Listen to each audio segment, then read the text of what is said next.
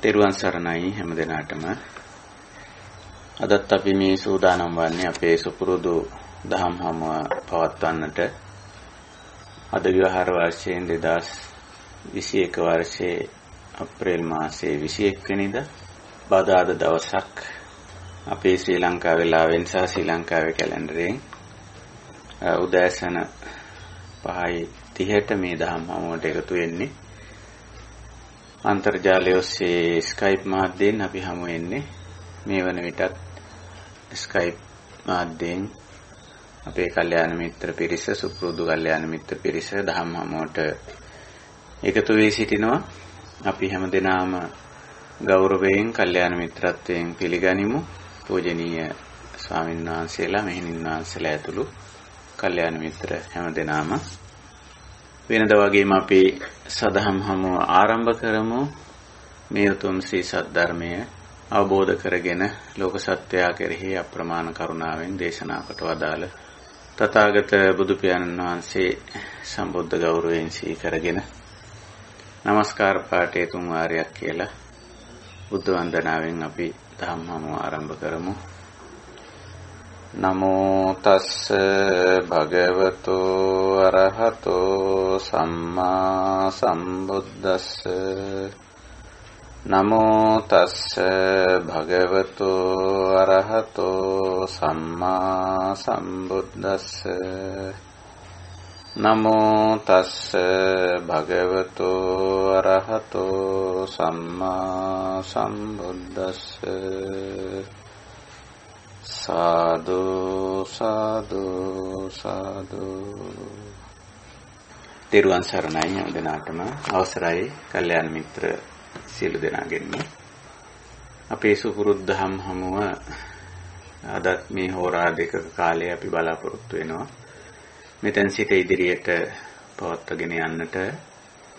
ඉතින් මුල් කාලයේදී අපි වෙන් කරගන්නේ සූත්‍ර දේශනා පදනම් කරගෙන බුද්ධ දේශනා තේරුම් කරගන්න, අවබෝධ කරගන්න.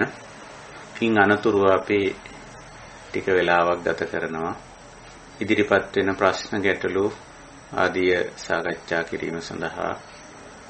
ඉතින් ලිඛිතවත් අපිට ප්‍රශ්න ඉදිරිපත් වෙලා තියෙනවා. ඒවත් අපි සාකච්ඡා අවස්ථාවේ සාකච්ඡාවට ගන්න බලාපොරොත්තු වෙනවා. එතකොට මෙවැනි දහම් හමුවක් පවත්වන්නේ ඇයිද කියන කාරණේ අපි හැම දිනාටම දැන් වැටහීමක් තිබෙනවා.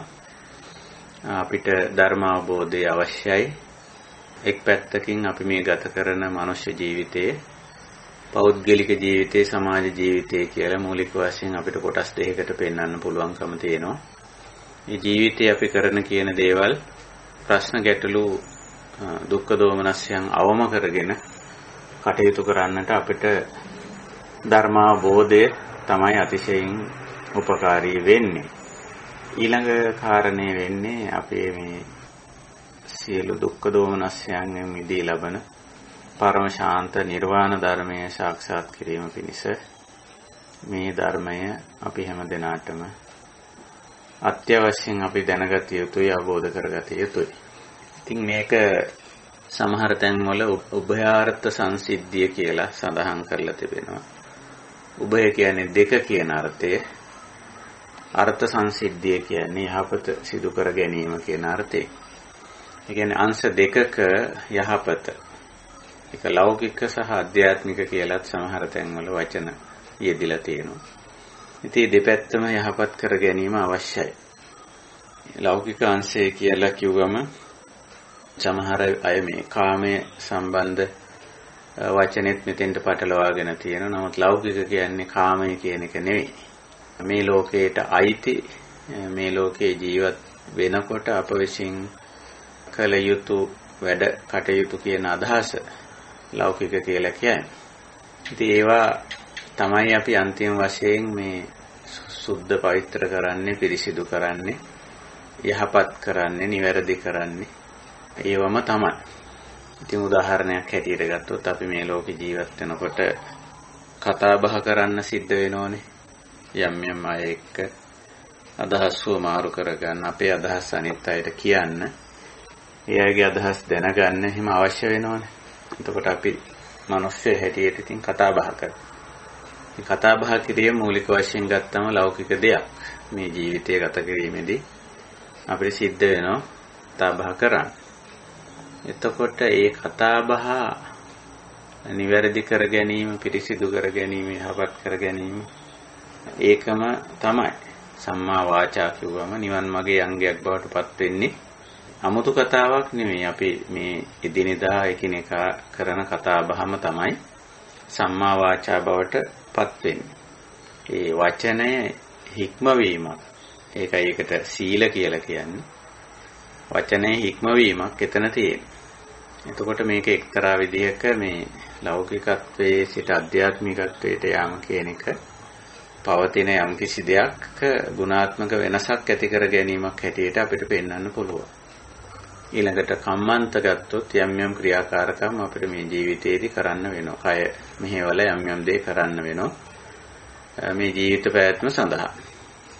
ඒකට තමයි මේ කම්මන්ත කිව්වේ. ඉතින් ඒක සම්මා කම්මන්ත කර ගැනීම තමයි නිවන් මාගේදී නිවන් මාගේ අංගයක් හැටියට පෙන්වුම් කරලා තියෙන්නේ. ඉතින් ওই විදිහට බලපුවාම මේක මේ පවතින දේම යහපත් කර ගැනීමක්, නිවැරදි කර ගැනීමක් මෙතන කරන්නේ. අන්න ඒ සඳහා තමයි මේ ධර්මයේ මඟ පෙන්වන්නේ. ඉතින් ඒ කරන ආකාරය පිළිබඳ ධර්මයේ පැහැදිලිව අපේ තථාගත ධර්මයේ දේශනා වෙලා තියෙනවා. ඉතින් අපි මේ ධර්ම සාකච්ඡා මගින් ඇතැම් විට දහම් පොතපත කියවීමෙන්, ධර්ම දේශනාවලට කන් දීමෙන්, කල්යාණ මිත්‍රාශ්‍රයෙන් අපි කරන්නේ ඔන්න ඔය ධර්ම මාර්ගය හරියට විවරණය කර ගැනීම. ඒකයි. ඉතින් අදත් අපි මේ සූදානම් වෙන්නේ තථාගත බුද්ධ දේශනාවක් පදනම් කරගෙන අපි කරගෙන ආපු ධර්ම සාකච්ඡාව තවත් පියවරක් ඉදිරියට කරගෙන යන්නට. එතකොට මේ දිනවල අපි මේ සාකච්ඡා මාලාවේ මාතෘකාව හැටියට තියලා තියෙන්නේ යථා භූතං ඥාන දර්ශන ඇතිතතු දැකීම කියලා. ඒ යථාර්ථය අවබෝධ කර ගැනීම, ඇත්තම తත්වයේ තේරුම් ගැනීම කියන එකයි. ඒතකොට ඒ තේරුම් ගැනීම උඩ තමයි අපිට මේ කලයුත්ත නොකලයුත්ත මොකද්ද කියලා හරි තීරණය, නිවැරදි තීරණය ගැනීමේ හැකියාවක් ලැබෙන්නේ ඒ අනුව තමයි. ඕනම තැනක ඒක කොයි දෙයකටත් ඒක එහෙමමයිනේ. හරියට තේරුම් ගත්තොත් තමයි අපිට පුළුවන්කම ලැබෙන්නේ කොමක්ද කළ යුතු දේ, කොමක්ද නොකළ යුතු දේ කියලා කළ යුත්ත නොකළ යුතු තීරණය කරගන්න පුළුවන්කම තියෙන්නේ ඒ අනුව. ඉතින් ඒ නිසායි අපි මේ විදිහට මේ ගැඹුරු ධර්මයේ විමසා බලන්නේ. අපි එතකොට මේ වන විට මේ මාතෘකාව යටතේ කරගෙන යන සාකච්ඡා මාලාවට මේ දිනවල අපි උපකාරී කරගෙන තියෙන්නේ, ඉදිරිපත් කරගෙන තියෙන්නේ මහා පුන්නම සූත්‍රය. එය සූත්‍ර පිටකයේ මජ්ක්‍ධිම නිකායේ උපරිපන්නාසකේ දේවදහ වර්ගයේ ඇතුළත් සූත්‍රයක්. එතකොට එහි මූලික වශයෙන් කතා බහ වෙන්නේ අපි දන්නවා පංචස්කන්ධ පිළිබඳව. දැන් අපි එහි සෑහෙන කොටසක් කතා බහ කරලා තිබෙනවා. ඉතින් මේ සාකච්ඡාව බුදුරජාණන් වහන්සේ සහ භික්ෂුන් වහන්සේලා පුරපෝය දවසක රාත්‍රියේ එලිමහනේ සඳපානේ ක්‍රැස් වෙලා ඉන්න අවස්ථාවක ධර්ම සාකච්ඡාවකට මුලපිරීමක් හැටියට භික්ෂුන් වහන්සේ කෙනෙක් අහන ප්‍රශ්න මාලාවකට දෙන පිළිතුරු මාලාවක් හැටියටයි මේ සූත්‍රයේ පෙළ ගැහිලා තියෙන්නේ. ඉතින් එහි මුල් ප්‍රශ්න අපි විමසලා බැලුවා. විශේෂයෙන්ම පංචස්කන්ධ, පංච උපාදානස්කන්ධ පිළිබඳවයි මේ සාකච්ඡාව පෙළ ගැහිලා තියෙන්නේ. ප්‍රශ්න පිළිතුරු පෙළ ගැහිලා තියෙන්නේ පංච උපාදානස්කන්ධ පිළිබඳ. එතකොට පංච උපාදානස්කන්ධ පිළිබඳ මෙතන දැනගත යුතු සුවිශේෂ කාරණා දෙකක් අපිට පේනවා. එකක් තමයි මේ උපාදාන කියන වචනය ස්වභාවික අර්ථයෙන් යෙදিলা තියෙනවා, ඊළඟට අකුසල අර්ථයෙන් යෙදিলা තියෙනවා. දැන් මේ කාරණේ පැහැදිලි වෙන තැන මේ සූත්‍රය. දැන් පංචස්කන්ධ කියලා අපි තෝරා ගැනීම සඳහා තේරුම් ගැනීම සඳහා පහකට වෙන් කරලා බෙදලා දක්වලා තියෙනවා බුදුරජාණන් වහන්සේ. නමුත් මේ පහ වෙන වෙනම පවතින්නේ නැහැ. වෙන වෙනම ක්‍රියාත්මක වෙන්නේ නැහැ. එකට ක්‍රියාත්මක වෙන්නේ. එකිනෙක ස්කන්ධයෝ එකිනෙක හා බද්ධ වී පවතින්නේ. එකක් අනික මත ඒ පවතින ලක්ෂණය. අන්නේ එකිනෙක බද්ධ වී පවතින ස්වභාවය හඳුන්වන උපාදාන කියලා. ඒක සබාධමට අයිති දෙයක්. පංච උපාදානස්කන්ධා කිව්වම අදහස් වෙන්නේ අන්නේ තනි ඒකකයක් හැටියට ගත්තාම. ඉතින් අර තේරුම් කිරීම සඳහා විතරක් පහට බෙදෙනවා. පහට බෙදුවමත් සමහර වෙලාවට තේරෙන්නේ නැති නිසා දැන් මෙතන භික්ෂුවක් අහනවානේ කිත්තාවතාපන බන්තේ කන්දානම් කන්දාදි වචනං හෝති කියලා. අපිට මේක තව ටිකක් විස්තර කරලා දෙන්න ස්කන්ධය කියන එක අපිට තේරෙන්නේ නැහැ කියලා. ඊට පස්සේ අර එකක් අරගෙන ආපහු 11 ආකාරයකින් පෙන්නලා දෙන්න. අර අතීත අනාගත පච්චුප්පන්න අජ්ජත් බහිද්දා ඕලාරික සුකුම හීන පනීත දූරේ සම්තිකේ ආදී වශයෙන්. ඒකෝට දැන් මේ 11 ආකාරයකින් පෙන්නනකොට ස්කන්ධ පහම 11 පහ 55 ආකාරයකින් දැක්ව වෙනවනේ. දැන් ඒ කරන්නේ බෙදා දැක්වීමක් තේරුම් ගැනීම සඳහා. එහෙම නැතුව පංචස්කන්ධයේ 55 ආකාරයකින් එහෙමනම් 55 ස්කන්ධයක් තියෙනවායි කියලා කියන්න පුළුවන්. එහෙම නෑ. මේක එක දෙයක් එකට පවතින නාම රූප ධර්ම ටිකක් එකට ගොනු වෙලා පවතින්නේ. නමුත් තේරුම් ගැනීම සඳහා තමයි මේ කොටස් කරලා දක්වන්නේ. ඒකයි ස්වභාවය. ඉතින් එතකොට අර එකට බද්ධ වී පවතින ස්වභාවය තමයි උපාදාන කියන්නේ එතන. පංච උපාදානස්කන්ධා කිව්වම එකෙන් අදහස් වන්නේ එක දෙයක්. එක දෙයක් නාම රූප එකට බද්ධ වෙලා එකට ගොනු වෙලා එකට ක්‍රියාත්මක වෙච්ච එකට බැඳී පවතින ගතිය. ඊළඟට පටිච්ච සමුප්පාදේ තණ්හා පත්‍ය උපාදානං කියන තැන උපාදානය ඒවා එතන අදහස් වෙන්නේ ක්ලේශයක්. අර ස්වභාවික දේ නෙමෙයි. ක්ලේශයක් අදහස් වන්නේ. ඒ මොකද්ද? මේ පංච උපාදානස්කන්ධය අපි දකිනවා, අහනවා, විඳිනවා, වටහා ගන්නවා.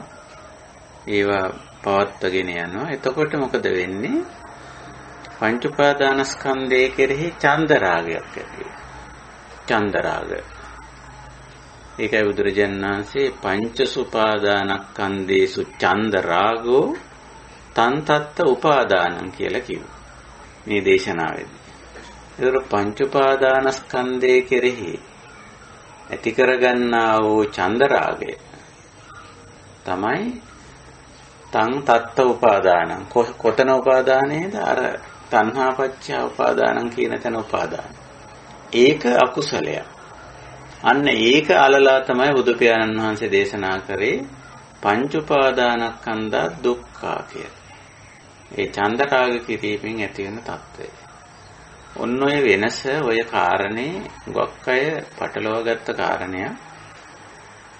ඒක අපි මේ සූත්‍රයේදී පැහැදිලි වෙලා තියෙන බුද්ධ දේශනාව තුළ. දේශනා වෙලා තියෙනවා අපි ඒක පැහැදිලි කරගන්න. පැහැදිලිව තේරුම් ගන්නවා. මොකද මේ උපාදාන කියන වචනේ යෙදුණු ගමන්ම යම් තැනක ධර්මයේ උපාදාන කියන වචනේ යෙදුණු ගමන්ම මොකක් අය එකම අර්ථය ගන්න. එකම අර්ථය ගන්න. මේ උපාදානීය ලක්ෂණය ධර්මතාවල බොහෝ විට සෝබාදහමේ තියෙන්නේ. එකක් අනික අල්ලගෙන බදාගෙන තියෙන දැන් ඔය සතර මහා භූතත් එහෙමනේ. සතර මහා භූත උපාදාන වෙලා තියෙන නිතරම. දැන් තේරුම් ගැනීම සඳහා පඨවියාපෝ ආයෝ තේජෝ කිව්වට මේවා වෙන් කරලා තියාගන්න බෑ. වෙනම පවතින්නේ. පඨවි වලින් තොරව ආපෝ ආයෝ තේජෝ පවතින්නේ. වායෝ වලින් තොරව පඨවි ආපෝ තේජෝ පවතින්නේ. එතකොට මෙන්න මේ ධර්මතා එකිනෙකට බද්ධ වී පවතින ස්වභාවයට කියන උපාදාන කියලා. ඒකයට චත්තාරෝච මහා භූතා චතුන්නංච මහා භූතානම් උපාදාය, එතන උපාදාය කියන වචනේ ඉදිලා තියෙනවා. ස්කන්ධවලදී ඉදිලා තියෙන උපාදාන කියලා. එකිනෙකට බද්ධ වී තිබේ. එකිනෙක හා බැඳී තිබේ කියන අර්ථය. එතකොට මේ නාම ධර්ම රූප ධර්මත් රූප ධර්ම වෙනමත් ඔහොම බැඳිලා තියෙන බවක් අපිට පේනවා. ඒ ලක්ෂණේ තියෙනවා. දැන් නාම ධර්ම වලනවත් අපි භාවනාවට ගිහිල්ලා බැලුවොත් මේ නාම ධර්ම එකිනෙක හා බැඳ වී තියෙන ගතියක් තියෙනවා. දැන් සංඥා වේදනා දෙක හොඳම උදාහරණයක්. මේ දෙක මේ එකිනෙකින් තොරව පවතින ස්වභාවයක් අපිට පේන්නේ. සංඥා කියන්නේ මේ ආරම්මණය අඳුන ගන්න ලක්ෂණය, අරමුණ අඳුන ගන්න ස්වභාවය, වේදනා කියන්නේ විඳින ගතිය. ඉතින් මේක මුලින් තියෙන සංඥාවද, පසුව වේදනාවද, මුලින් වේදනාවද, පසුව සංඥාවද කියන්න බැරි තරමට මේ දෙකේ උපාදානීය ලක්ෂණයක් අපිට පේන්න තියෙනවා. ධර්මතා දෙක එකිනෙකට බැඳිලා තියෙන ලක්ෂණ. ඉතින් ওই වගේ මේ ඒවා සෝබාදහමට අයිති දේවල් මිසක ඒවා කෙලෙස් නෙමෙයි. මෙතන උපාදානය කියන ක්ලේශය බුදුරජාණන් වහන්සේ තාම පැහැදිලිව දේශනා කරනවා. පංච සුපාදානස්කන්ධේසු චන්දරාගෝ තන් තත්ත උපාදානං කියලා. එතන උපාදානය කියලා කියන්නේ අන්න ඒකයි කියලා. ඉතින් අපිට අදාළ වෙන උපාදානය වෙන්නේ පංච උපාදානස්කන්ධ කියන තැන උපාදානය නෙවෙයි. තණ්හාපච්චය උපාදානං කියන තැන උපාදානය තමයි අපිට අදාළ වෙන්නේ. ඒක තමයි නිරෝධ කළ යුත්තේ. ඒකයි නිරෝධ සත්‍යයේදී ඒක ඒ විදිහට දක්වලා තියෙන්නේ. තණ්හා නිරෝධෝ උපාදාන නිරෝධා ආදී වශයෙන් දක්වලා තියෙනවා. ඉතින් ওই කාරණේ මේ සූත්‍රයේදී විශේෂයෙන් අපි තේරුම් ගත යුතු දෙයක්. ඒක දේශනා වෙලා තියෙනවා. නමුත් ඒක තේරුම් අරගෙන නැහැ බොහෝ වෙලාවට. එහෙම ඒක මතුවෙලත් නැහැ. ඉතින් ওই විදිහට ඔය මේ දක්වා අපි පංච උපාදානස්කන්ධ වල අර අදි වචනේ කියන එක කන්දානං කන්ධාදි වචනං කියන කාරණේ. මේක අදි වචන කියන්නේ ඇත්තටම නිකන් විස්තර කිරීමක් කියන අර්ථේ. ස්කන්ධ අප තේරුම් ගන්න අපිට තව ඩිංගක් විස්තර කරලා කියන්න කියලා ඉල්ලීම කරේ. කන්දානං කන්ධාදි වචනං. වැඩි විස්තරයක් ඉදිරිපත් කරන්න කියන අදහස උතන කීවේ. ඒකයි. ඒ ප්‍රශ්නේ එතනින් ඉවර කරලා ඊළඟට තවදුරටත් මේ ප්‍රශ්න පිළිතුරු මාලාව සූත්‍රයේ ඉදිරියට යනවා.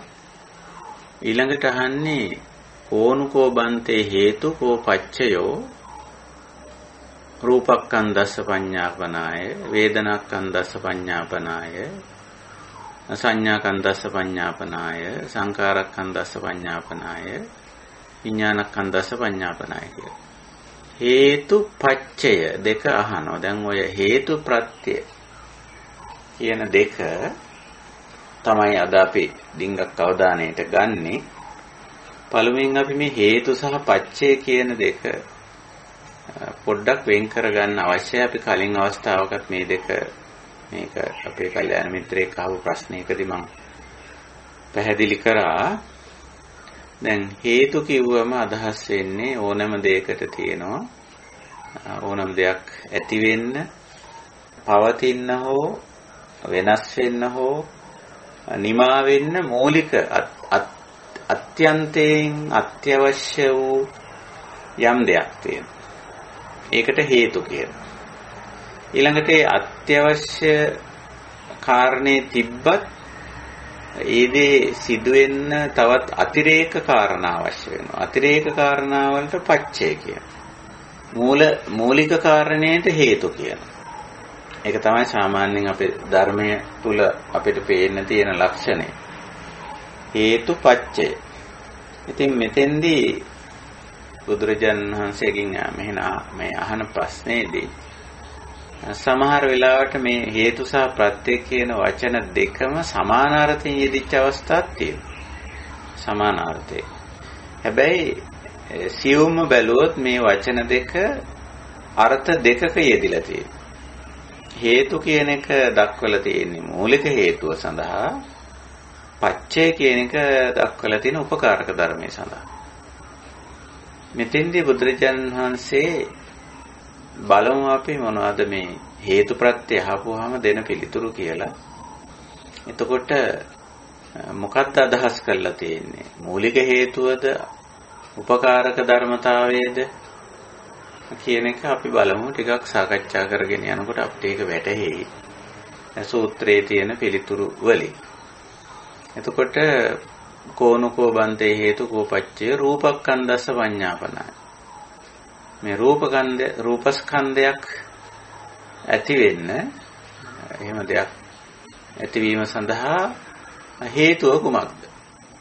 එතකොට එතන උත්තරේ හැටියට දෙන්නේ චත්තාරෝකෝ බික්ඛු මහා භූතා හේතු චත්තාරෝ මහා භූතා පච්චයෝ රූපස්කන්ධස්ස පඤ්ඤාපනයි කියන. එතකොට සතර මහා භූතමයි හේතුව සතර මහා භූතමයි ප්‍රත්‍ය කියනවා. එකම දේ හේතුව හැටියටයි ප්‍රත්‍ය හැටියටයි කියන්නේ දෙකටම එකක්. එතකොට බැලුමට මේක නිකන් පටලැවිල්ලක් වගේ කෙනෙකුට හිතෙන්න පුළුවන්. එතකොට හේතුවයි ප්‍රත්‍යයයි දෙකම එකද කියලා. ඇත්ත වශයෙන්ම මෙහිම වෙලාවල් තියෙනවා. දැන් රූපස්කන්ධය ගැනනේ මුලින්ම ප්‍රශ්නේ අහන්නේ. එතකොට රූප ධර්ම කියන්නේම චත්තාරෝච මහා භූතා චතුන්නංච මහා භූතානං උපාදාය රූපං. මේ පඨවි කියන්නේ තදට ඝනට රළුවට ගොරෝසුවට බරට අපිට අත්දකින්න පුළුවන් ස්වභාවය. දේවල් කියනකට වැඩිය ස්වභාවය කියමු. පඨවි ගතිය. මේ භෞතික දේවල් විස්තර කරන්න භූත. ඊළඟට ආපෝ කිව්වම එතන තියෙන්නේ ගලා යන වැగిරෙන වැක්කිරෙන ගතිය. ඊට වඩා අර පඨවි ගතිය ලිහිල් වෙලා දියාරු වෙලා තියෙනවා. ඊළඟට වායෝ කිව්වම ඒක තවත් ලිහිල් වෙලා තියෙන ස්වභාවයක් තියෙන්නේ හමා යන සැහැල්ලු ගතිය. ඊට පස්සේ තේජෝ කියලා කියන්නේ ශක්තිය. අර සතර මහා භූත වලින් මුල් භූත තුනේම තමයි පඨවි ආපෝ වායෝ භෞතික භූත ධර්ම තුලම තමයි මේ ශක්තිය පිහිටලා තියෙන්නේ. එයින් පරිබාහිරව නෙමෙයි. අනිත් එක ඒවා එකතු වෙන ආකාරය අනුව තමයි මේ ශක්ති පිහිටන්නේ. ඒක ඉතින් සබාධාමේ තීරණයක් තීන්දුවක්. එතකොට දැන් රූපස්කන්ධයක් ඇතිවීමට මූලිකම අවශ්‍යතාවය වෙන්නේ මේ සතර මහා භූත. දැන් අපි අපේ රූපස්කන්ධයට පොඩ්ඩක් හැරුණොත් එහි අජ්ජත් කොටස නේ මූලික වෙන්නේ. අජ්ජත් කොටස මූලික වෙන්නේ. එතකොට අජ්ජත් කොටස ඇති වෙන්න අත්‍යවශ්‍ය දේ මොකද්ද? මූලිකම දේ බැලුවොත් එතන තියෙන්නේ මෞපිය දෙන්නන්කින් ලැබෙන අර භෞතික කොටස් ටිකනේ. ශුක්‍රාණු ඩිම්බාණු කියලා අපි කියන්නේ. අණු ඊටාම කුඩා කියන අර්ථයනේ අණු කියන්නේ.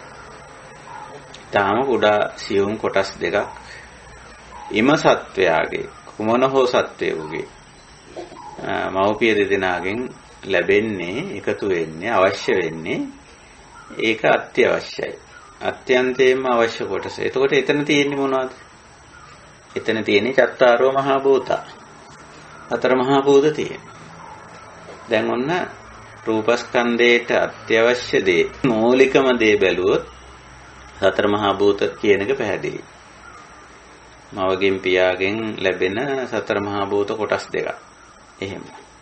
දැන් මේක කලලයක් වෙන්න. ඊට පස්සේ මේකේ ඇහැ කන නාසය දිවකය හැදෙන්න, අතපය හැදෙන්න.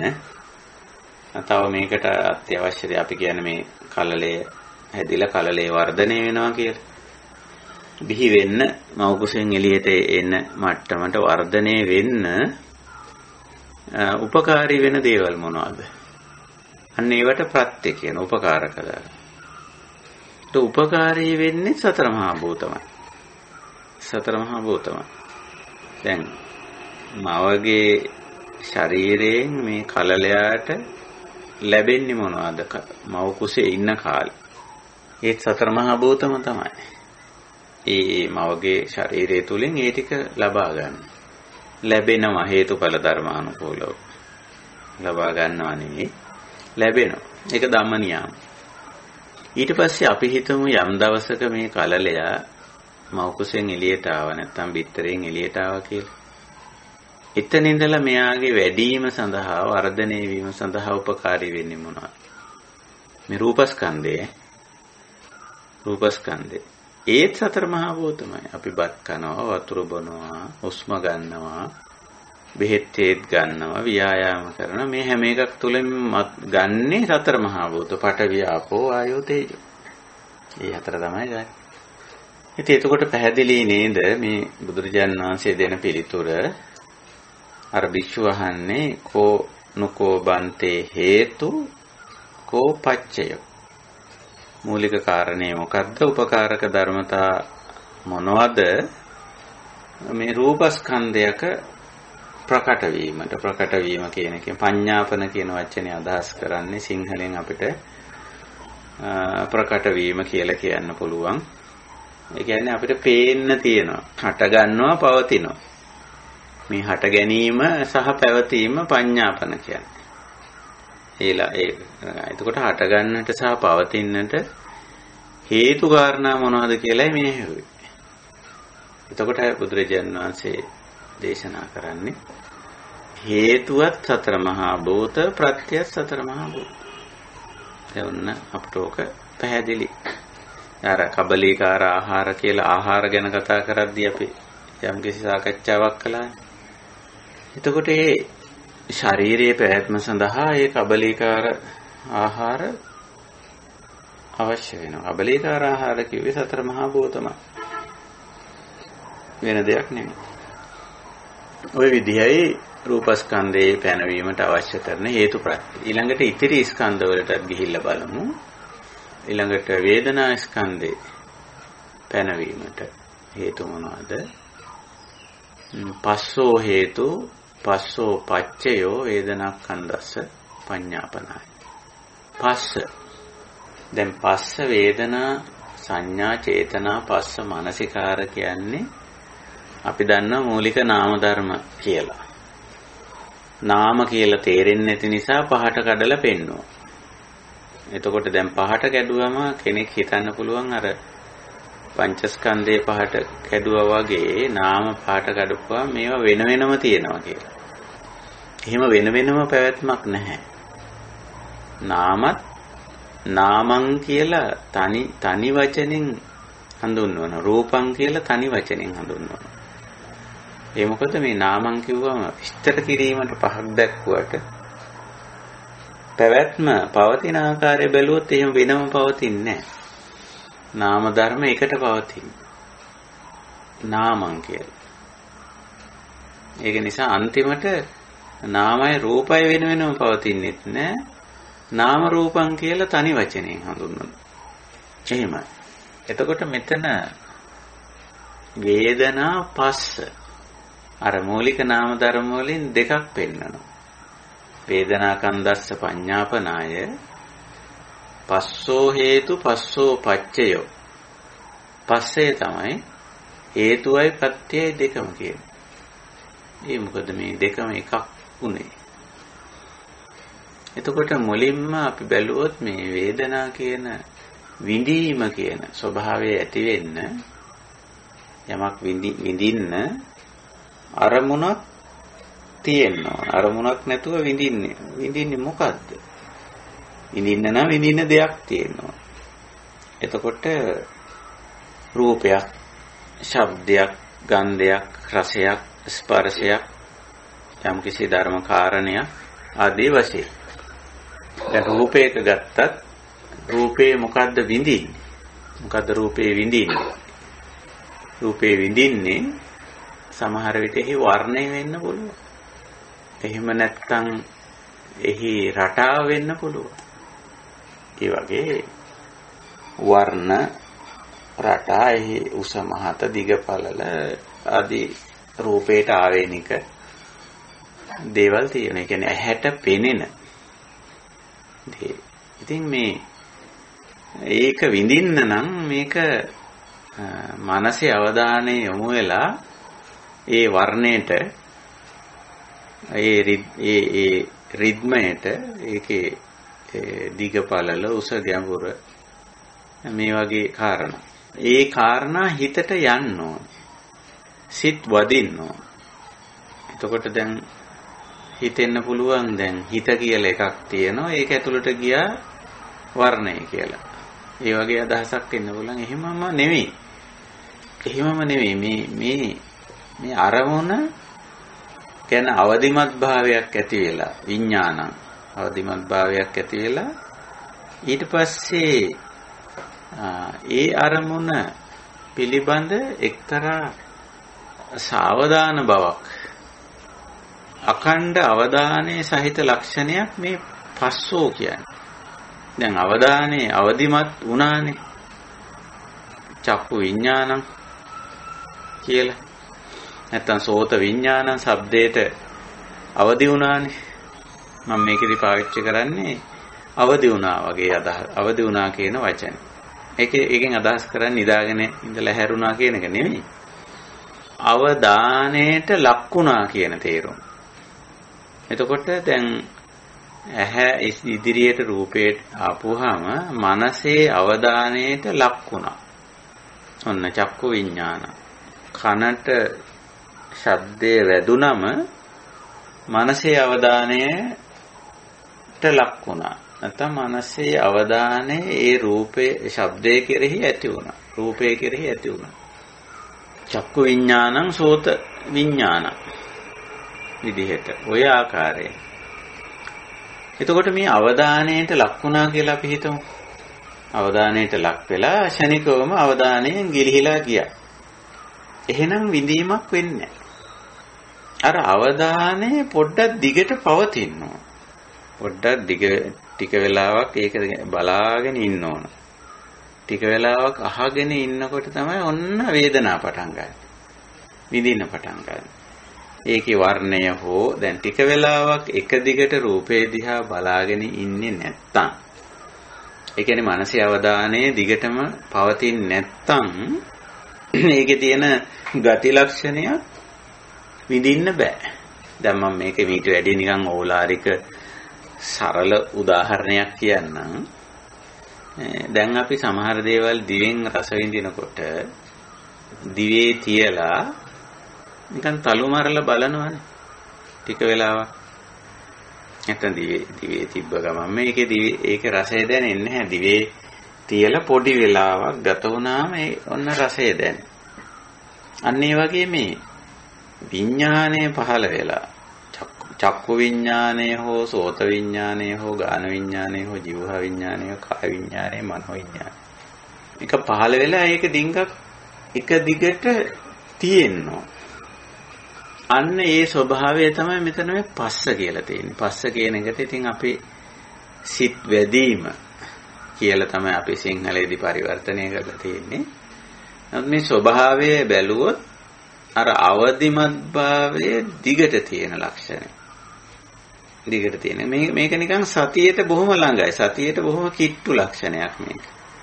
අවධානයේ සහිත බව ටික වෙලාවක් තියෙනවා. අන්න එහෙම තියෙන අතරේ තමයි විඳින්නේ. ඒ අවධානය නැති වුණොත් ඒක විඳින්න බෑ. ඒ අරමුණට අවධානය ඒක දිගට කන්ටිනියු වෙන්න ඕන. එන්නේ එතකොට තමයි මේක විඳින්නේ. එතකොට ඕක තමයි පස්ස කියන ස්වභාවය. පස්සෝ පච්චයෝ වේදනා.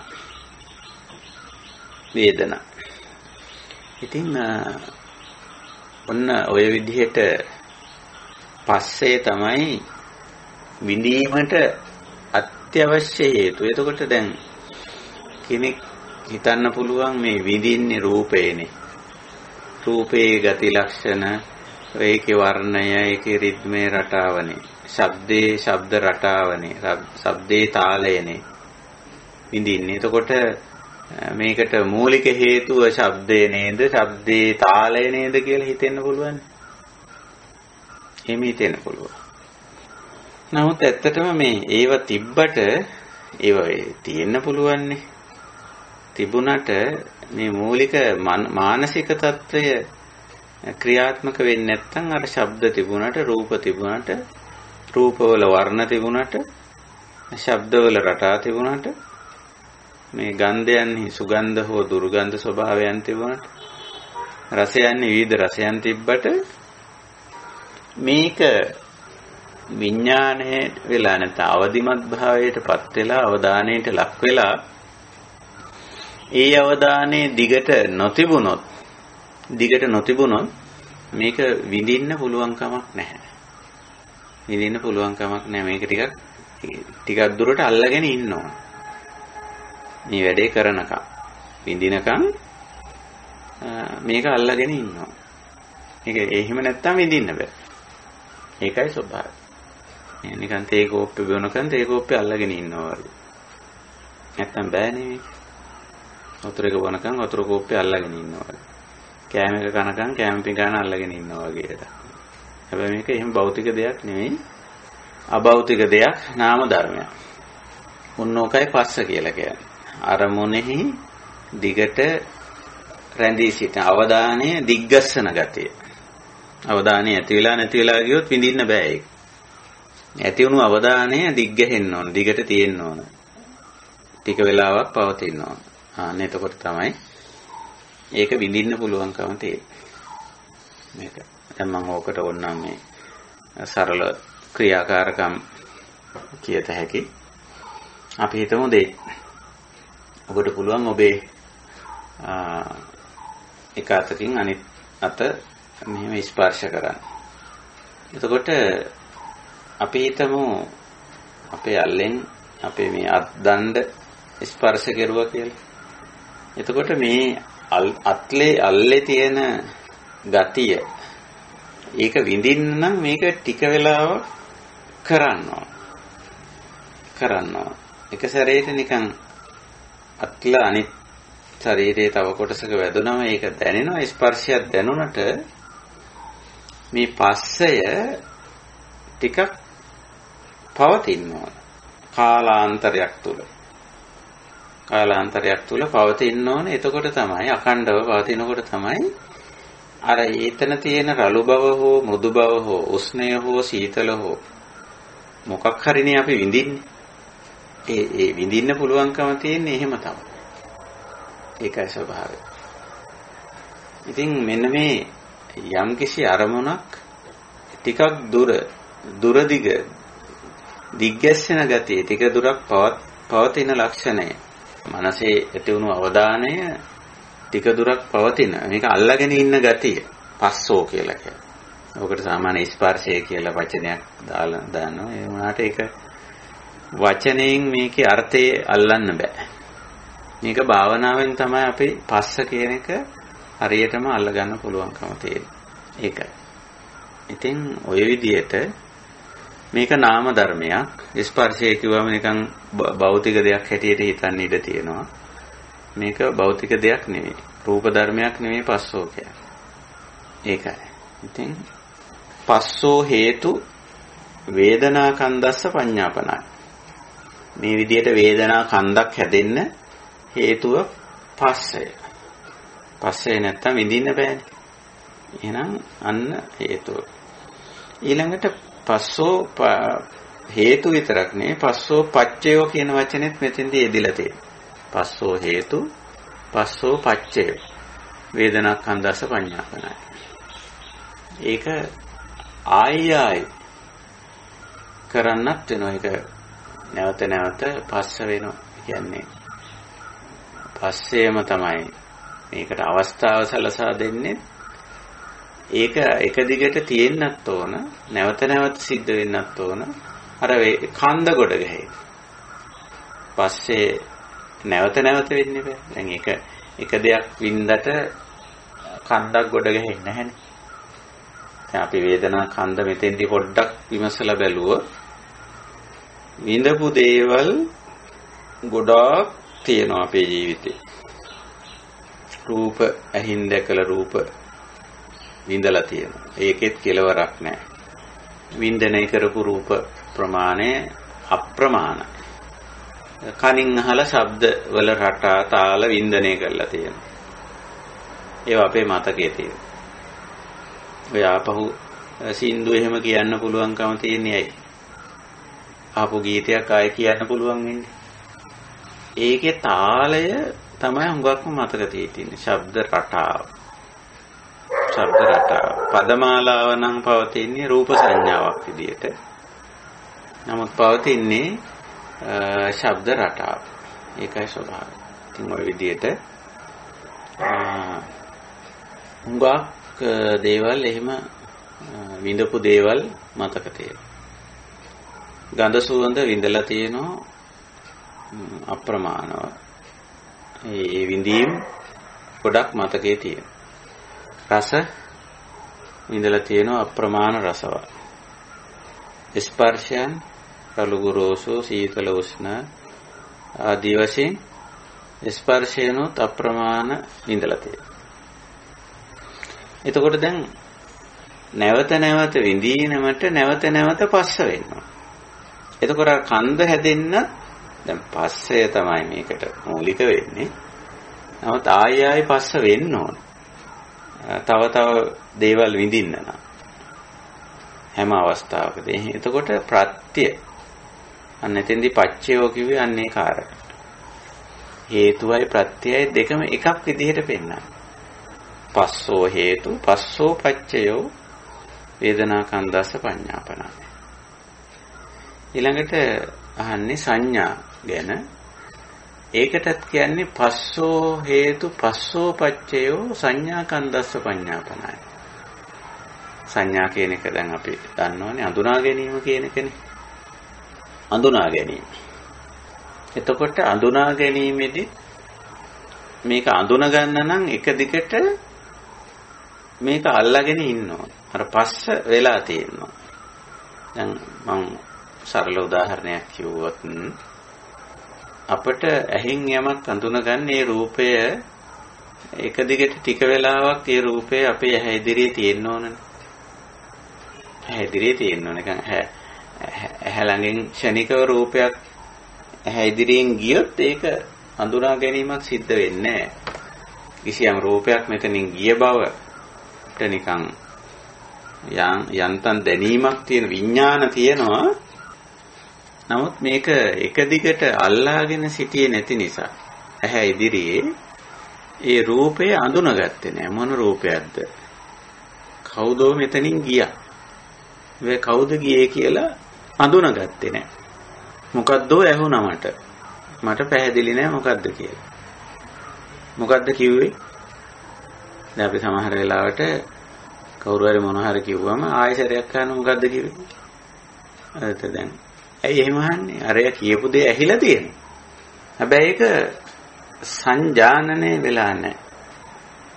අඳුනගත්තේ නැහැ මොකද්ද කිව්වේ කියලා. අඳුනගත්තේ නැහැ. ඒකයි ස්වභාවය. ඉතින් යමක් අඳුන ගන්න, රූපය අඳුන ගන්න, ශබ්දය අඳුන ගන්න. අපි ඒකට කියන්නේ රූප සංඥා, ශබ්ද සංඥා. ගන්ධ සුවඳ හඳුන ගන්න, ගන්ධ සංඥා, රසය හඳුන ගන්න, රස සංඥා. ස්පර්ශය හඳුන ගන්න, පොට්ටබ්බ සංඥා. ධර්මතාවය හඳුනා ගැනීම, ධම්ම සංඥා. අඳුන ගන්න නම් මේක අර පස්ස වෙලා තියෙන්න ඕන ටික වෙලා. පස්ස වෙන්න ඕන. පස්ස නොවි අඳුන ගන්න බෑ. අඳුන ගන්න දෙයක් තියෙන්නේ බෑ. ඒකට අවධානය යොමු වෙන්න ඕනනේ. අවදි වෙන්න ඕන, අවධානය යොමු වෙන්න. ඊට පස්සේ අවධානය යොමු වෙලා ටික වෙලාවක් තියෙන්නත් ඕන. තියෙන්නත් ඕන අඳුන ගන්න. එහෙමනේ. අපි ඕනම දෙයක් දිහා ඔය ටික වෙලාවක් බලාගෙන ඉන්නවනේ. ටික වෙලාවක් අහගෙන ඉන්නවා. ටික වෙලාවක් මේ දිවේ තියාගෙන ඉන්නවා. ටික වෙලාවක් නහය අල්ලගෙන ඉන්නවා. එතකොට තමයි මේකේ අඳුනගන්නේ මොකද්ද කියලා. එහෙම නැත්නම් නැවත නැවත කරලා බලනවා. මේ මොකද්ද අපි මොන හරි දෙයක් කන්න දෙනවා. අපි කියන මේක කාලා කියන්නේ මේ මොකද්ද මේ රසය කියලා. ඉතින් එක සැරයක් දිවේ තිබ්බට හරියන්නේ නැහැ. කියන්න අමාරුයි කියලා. ඉතින් ආතා පොඩ්ඩක් කාලා බලන්න. ආයි චුට්ටක් කාලා බලනවා. එතකොට ඔන්න දෙතුන් සැරේ මේක කරනකොට අන්න අර පස්සය අර අරමුණට ඇති වුණු අවධානය අඛණ්ඩතාවයක් පවත්වාගෙන යනවා. අඛණ්ඩතාවය. මොන අඛණ්ඩතාවය කරන තියාගන්නකොට පස්සේ තියාගන්නකොට අන්න සංඥා අඳුන මේ අහවල් රසයනේ මම මේවා කලින් කාලා තියෙනවා කියලා ඔහොම ඔන්න දැන් අඳුනගත්තා. මේ සංඥාව කලින් තිබිලක් තියෙනවා. එහෙම නැත්නම් මේ මොහොතේ සුවිශේෂ රසයක් හැටියට ඒක අඳුන ගන්න. ඒකයි. ඉතින් ওই විදිහට සංඥා අඳුනා ගැනීමට රූපේ හෝ ශබ්දේ හෝ ගන්ධේ හෝ රසේ හෝ ස්පර්ශේ හෝ ධර්මතාවයේ හෝ හඳුනා ගැනීමට මේ පස්සෝ හේතු ඊළඟට ඒක නැවත නැවත කරලා කන්දක් ඇති වෙන්න සංඥා කන්දක් හැදෙන්න හේතු වෙන්නේ පස්සමයි වස්සමයි නැවත නැවත මේ කාර්යය කරන්නේ කන්දක් හැදෙන්න ඒකමයි හේතුව සංඥාවයි සංඥා කන්දයි රූපයයි රූප කන්දයි වේදනාවයි වේදනා කන්දයි සංඥාවයි සංඥා කන්දයි සංඥාවට හේතු කන්ද හැදෙන්න ඒ නැවත නැවත ප්‍රත්‍ය වෙනවා ප්‍රත්‍ය වෙලා උපකාරක වෙලා ආධාර වෙලා කන්දත් හැදෙනවා. ඒකට වේදනා සංඥා දෙකටම පස්ස. ඊට පස්සේ චේතනා නැත්නම් සංකාර. ඒත් එහෙමම පස්සෝ හේතු පස්සෝ පච්චයෝ සංකාරක්ඛන්දස්ස පඤ්ඤාපනාය. පස්සේමයි. අර අවදානේ අඛණ්ඩ බව. අපි ඔන්න දැන් අද ටිකක් වෙනස් වචනයක් මේකට පාවිච්චි කරගත්තා. පස්සෝ කියන වචනේට විඥාන කියන්නේ අර අවදි වෙන ලක්ෂණය අවදි වෙලා අවදානයට ලක් වුණා. අන්නේ අවදානයේ අඛණ්ඩතාවය පස්ස කියන්න පුළුවන්. මේක අඛණ්ඩව තිබුණොත් විඳින්න පුළුවන්, අඳුන ගන්න පුළුවන්, හිතන්න පුළුවන්. සංකාර කියන්නේ චේතනාවලටනේ. මූලික වශයෙන් චේතනාවල. මේ චේතනා පහල කරගන්නෙත් අර අඛණ්ඩතාවයේ තිබුණොත් තමයි. යම් කිසි දෙයක් ගැන අපි හිතන්න පටන් ගන්නෙ ඒ දේ පිළිබඳ අපේ අවධානය දිග්ගැස්සුණොත් අපි මෙහෙම හිතන්නකො යම් කිසි શબ્දයක් නැවත නැවත ඇහුණොත් සමහර શબ્ද නැවත නැවත ඇහෙන සමහර විට එක සැරයක්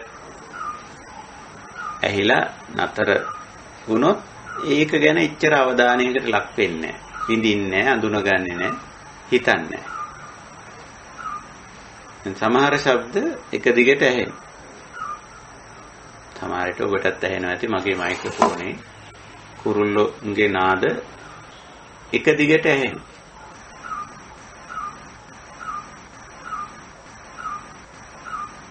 එතකොට ඔක එක සැරයක් ඇහුණා නම් අපේ අවධානයට ලක් වෙන්නේ නැහැ සමහර වෙලාවට. ඒක අඳුනා ගැනීමක්, විඳීමක් නැහැ. මොන කුරුල්ලද මේ මොන පක්ෂියද මේ අඬන්නේ කියලා අපි ටිකක් එක දිගට මේ අවධානයේ අඛණ්ඩතාවයේ තියාගන්න. නොකැඩී දිගින් දිගටම අවධානයේ තියාගන්න. තියාගත්තම ඔන්න දැනෙනවා, තේරෙනවා මේ අහවල් සතා. මේ අඬන්නේ.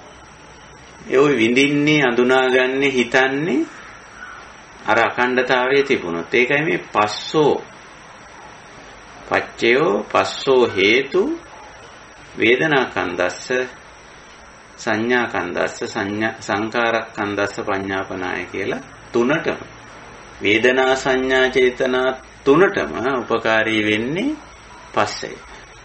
පස්සේ නැවත නැවත සිද්ධ වෙනකොට වේදනාව නැවත නැවත සිද්ධ වෙනවා. එතකොට කන්ද හැදෙන්නේ එහෙමයි. පස්සේ නැවත නැවත සිද්ධ වෙනකොට සංඥාව අඳුනා ගැනීම සිද්ධ වෙනවා. අඳුනා ගැනීම ගොඩක් සංඥා කන්දක් පස්සේ නැවත නැවත සිද්ධ වෙනකොට මේ අඛණ්ඩතාවය අරමුණු පිළිබඳව තියෙන අවධානයේ අඛණ්ඩතාවයේ තියෙනකොට ඒ ගැන හිතන්න පටන් ගන්නවා. එතකොට හිතීම් ගොඩාක් විවිධ පැති වලින් හිතීම් ගොඩාක් එහෙම. එතකොට ওই විදිහට වේදනා සංඥා චේතනා විඳීම හඳුනා ගැනීම සිතීම. වේදනා සංඥා සංකාර. විඳීම හඳුනා ගැනීම සිතීම. තුනටම පස්සෝ හේතු පස්සෝ පච්චය. පස්සේ තමයි හේතුව. පස්සේ තමයි ප්‍රත්‍යය. මෙතන අර හේතුව කියන්නේ ආරම්භක. මේක ස්ටාර්ට් කරන්නේ ආරම්භ කරන්නේ සමාරම්භක කාරණේ වෙන්නේ පස්සේ. ඊළඟට මේක කඳු හැදෙන්නේ, ගොඩ ගැහෙන්නේ. කඳු හැදෙන්න, ගොඩ ගැහෙන්න නම් නැවත නැවත සිද්ධ වෙන්න ඕනනේ. මේක මේ නාම ස්කන්ධවල ස්වභාවය එහෙමයි. අර රූපස්කන්ධ ගොඩ ගැහෙන විදියට නෙමෙයි මේ නාමස්කන්ධ ගොඩ ගැහෙන්නේ. නාමස්කන්ධය ගොඩ ගැහෙන්නේ යලි යලි සිද්ධ වීම තුළ. නැවත නැවත සිද්ධ වෙනකොට ඒ අඳුනා ගැනීම නම් අඳුනා ගැනීම ගොඩක් තියෙනවා. ආය සිද්ධ වෙනකොට විවිධාකාරයේ හඳුනා ගැනීම, විවිධ දේවල් හඳුනා ගැනීම, විවිධ ස්වභාවයන්, රූප, විවිධ ශබ්ද, විවිධ ගන්ධ, විවිධ රස, විවිධ ස්පර්ශ, විවිධ ධර්මතා. දැන් හඳුනා ගැනීම රාශියක්, රසක්, ගොඩක් තියෙනවා අපිලා. අපි හඳුනාගත්ත දේවල් අප්‍රමාණ. තේරුම් ගත්ත දේවල් අප්‍රමාණ. එතකොට මේක නැවත නැවත සිද්ධ වෙන්න ඕන. පස්සය යලි යලි සිද්ධ වෙනකොට තමයි පස්සේම නැවත නැවත සිද්ධ වෙනකොට මේ වේදනා ගොඩ, සංඥා ගොඩ, සංකාර ගොඩ, චේතනා ගොඩ ඇති වෙනවා. එතකොට ඔය අනුව අපිට හිතා ගන්න පුළුවන් නේද මේ පස්ස කියන ස්වභාවය.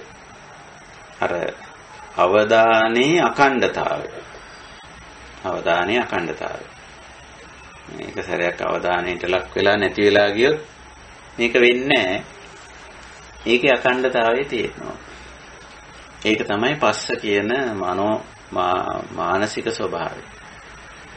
ඒ ඔහොම ස්කන්ධ තුනකට හේතු ප්‍රත්‍ය හැටියට බුදු පියාණන් වහන්සේ දක්වන්නේ මෙන්න මේ පස්ස කියන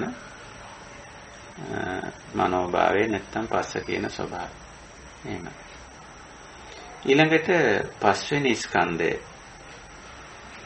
විඥානස්කන්ධය ගැන කියනවා නාම රූපංකෝ හේතු නාම රූපම් පච්චයෝ විඥානස්කන්ධස පඤ්ඤාපනාය. නාම රූපං එකක්.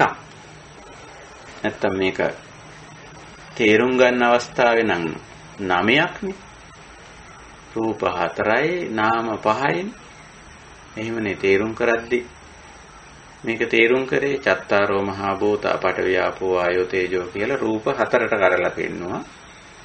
නාම 5ට කරලා පෙන්නවා වේදනා සංඥා චේතනා පස්ස මනසිකාරය.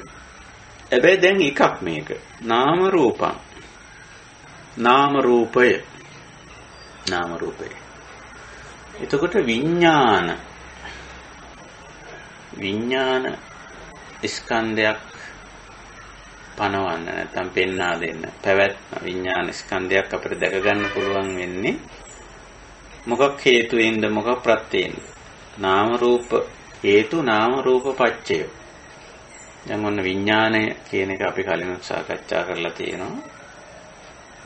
වෙන් කොට දැන ගැනීම විජානාතිති විඥාන විශේෂයෙන් දැන ගැනීම වෙන් කොට දැන ගැනීම ජානාති විඥානං නෙමෙයි විජානාතිති විඥානං කියලා විස්තර කරලා තියෙනවා. විශේෂයෙන් දැන ගැනීම නැත්නම් වෙන් කර දැන ගැනීම කියලා කියනවා. දැන් අපි හිතමු ඇහැට රූපයක් හමු වුණා කියලා. ඒකට මනසේ අවධානයක් යොමු වුණා කියලා. ඒකේ පස්සත් වුණා කියලා. ඒ කියන්නේ අඛණ්ඩතාවය, අවධානයේ අඛණ්ඩතාවයක් තිබ්බා කියලා. ඔන්න ඔය වගේ දේවල් ටික පවතිනකොට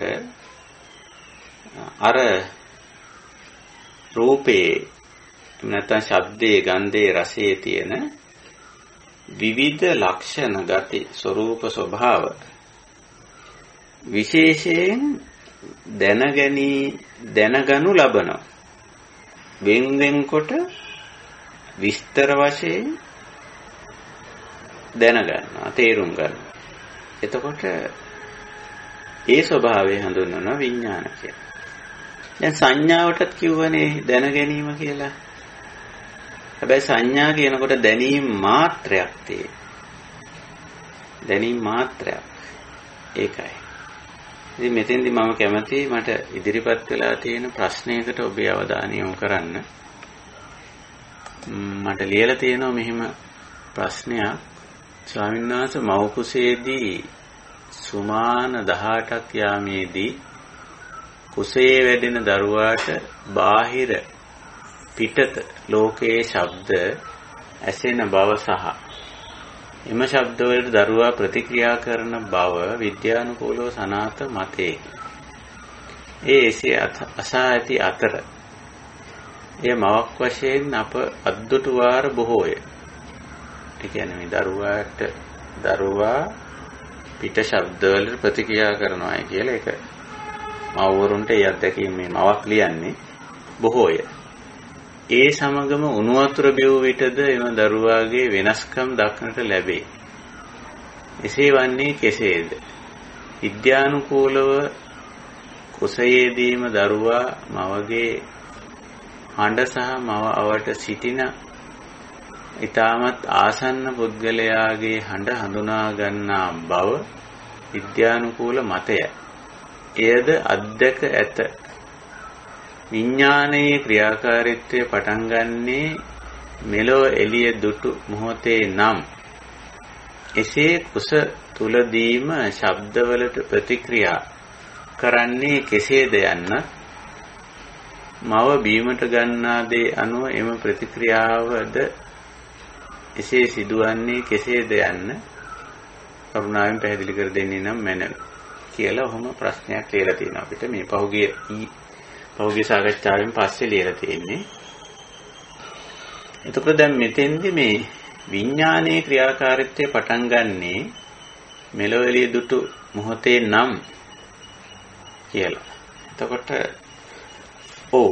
වෙන් කොට ශබ්ද හඳුනාගෙන හැබැයි අර සංඥා කියන නාම මාත්‍රයේ තියෙන නිසා මේ රූප කොහොමද දන්නේ නැහැ ශබ්ද සහ ස්පර්ශ දෙක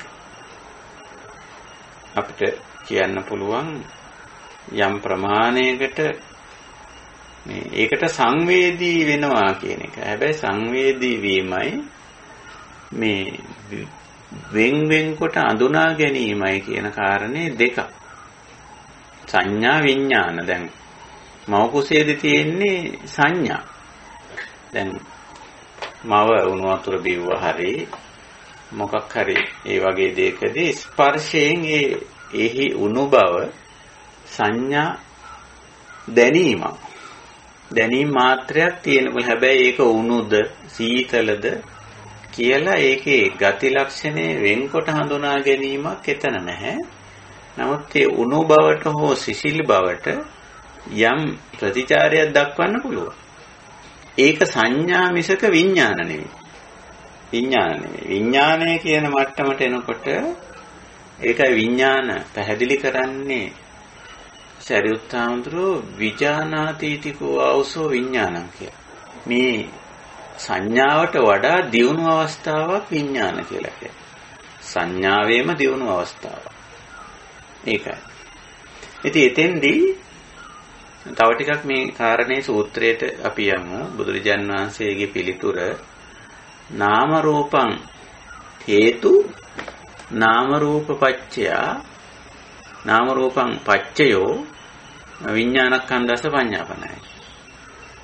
එතකොට දැන් අර යම් කිසි දෙයක් වෙන් කරලා විශේෂයෙන් දැනගන්න අවබෝධ කරගන්න වටහා ගන්න රූපය විතරක් තිබිලා මදි. දැන් අර උණු වතුර කියන කාරණේ අපි ගමු. අර කියපු උදාහරණය. ඒකේ තියෙන තේජෝ ධාතුවනේ උණු බව හෝ සිසිල් බව අපි ගන්නෙ තේජෝ වලට. තේජෝ ධාතුවනේ. එතකොට තේජෝ ධාතුව එතන රූප ධර්ම. රූප ධර්මය අනිත් රූප ධර්මයේ කලලගේ හැපුණා ස්පර්ශ වුණා. ඒකට යම්කිසි ආකාරයක ප්‍රතිචාරයක් දක්වනෝ නාමක් තියෙනවනේ මේ අවස්ථාවේ. නාමක් තියෙනවා. හැබැයි නාම මාත්‍ර තියෙන. නාම මාත්‍ර තියෙන. අර රූපය නාමයෙන් එක්තරා ප්‍රමාණයකට දැනුණා. රූපය තමයි අර උණු බව. ඊට පස්සේ සංඥා මාත්‍රේ තියෙන නිසා උණු බව දැනුණා.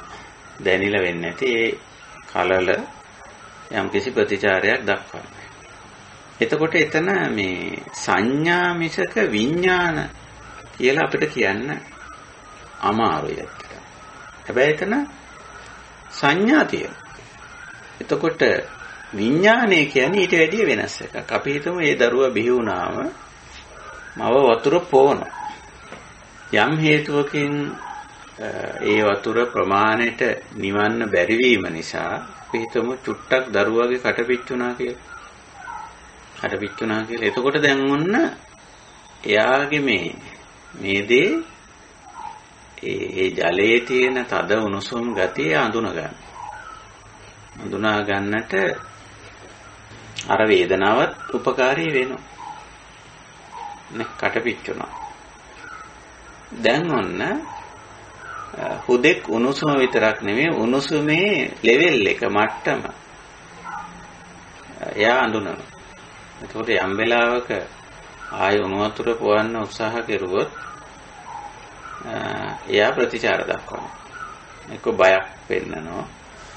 නැත්නම් උණු වතුර එපා කියනවා. මොන හරි. එතකොට දැන් ඒක විශේෂයෙන් අඳුනගෙන තියෙනවා.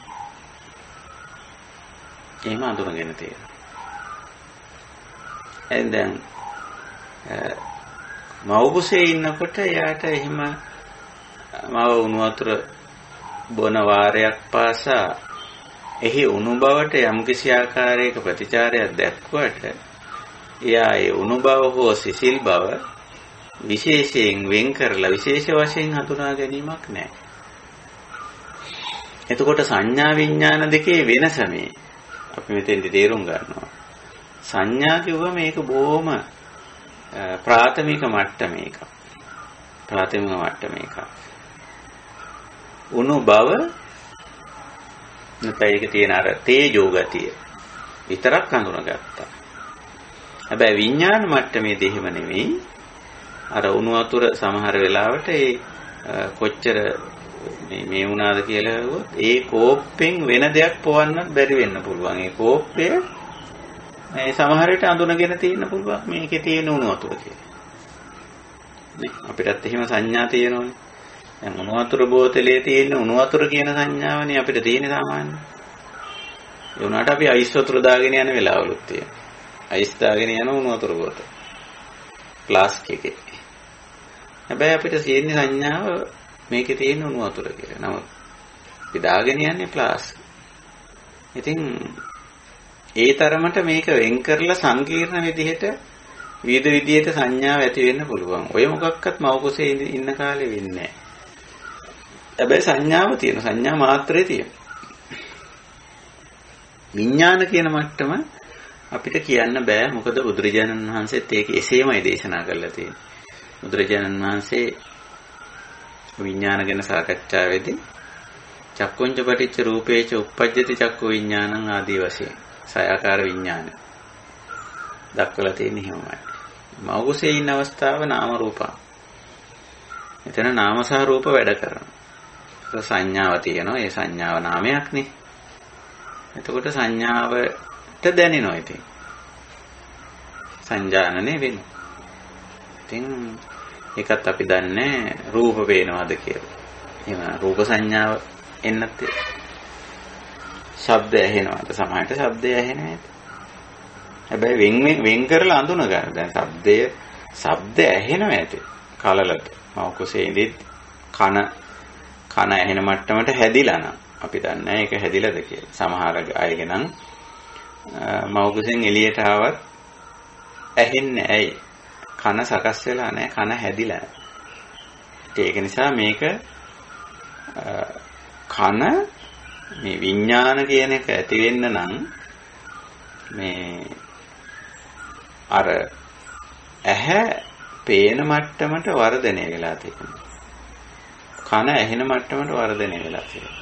නාසය ගඳ සුවඳ දැනෙන මට්ටමට වර්ධනය වෙලා තියෙනවා. දිව රස දැනෙන මට්ටමට වර්ධනය වෙලා තියෙනවා. කය පහස දැනෙන මට්ටමට වර්ධනය වෙලා තියෙනවා. මනස ධර්මතාව තේරුම් ගන්න මට්ටමට වර්ධනය. දැන් මනෝවිඤ්ඤාණ වගේව පහළ වෙන්නේ ගොඩාක් පස්සේ. ඒවා මේ හුඟක් මේ චේතනා සිටිවිලි හිතලා තමයි මේ දැන් පුංචි කාලේ ළමයින්ට හිතලා වැඩ කරන්න බෑ. එහෙම කරන්න බෑ. සමහරට අනකිරීමකට යමක් කරන්නෙත් නැහැ පුංචි කාලේ.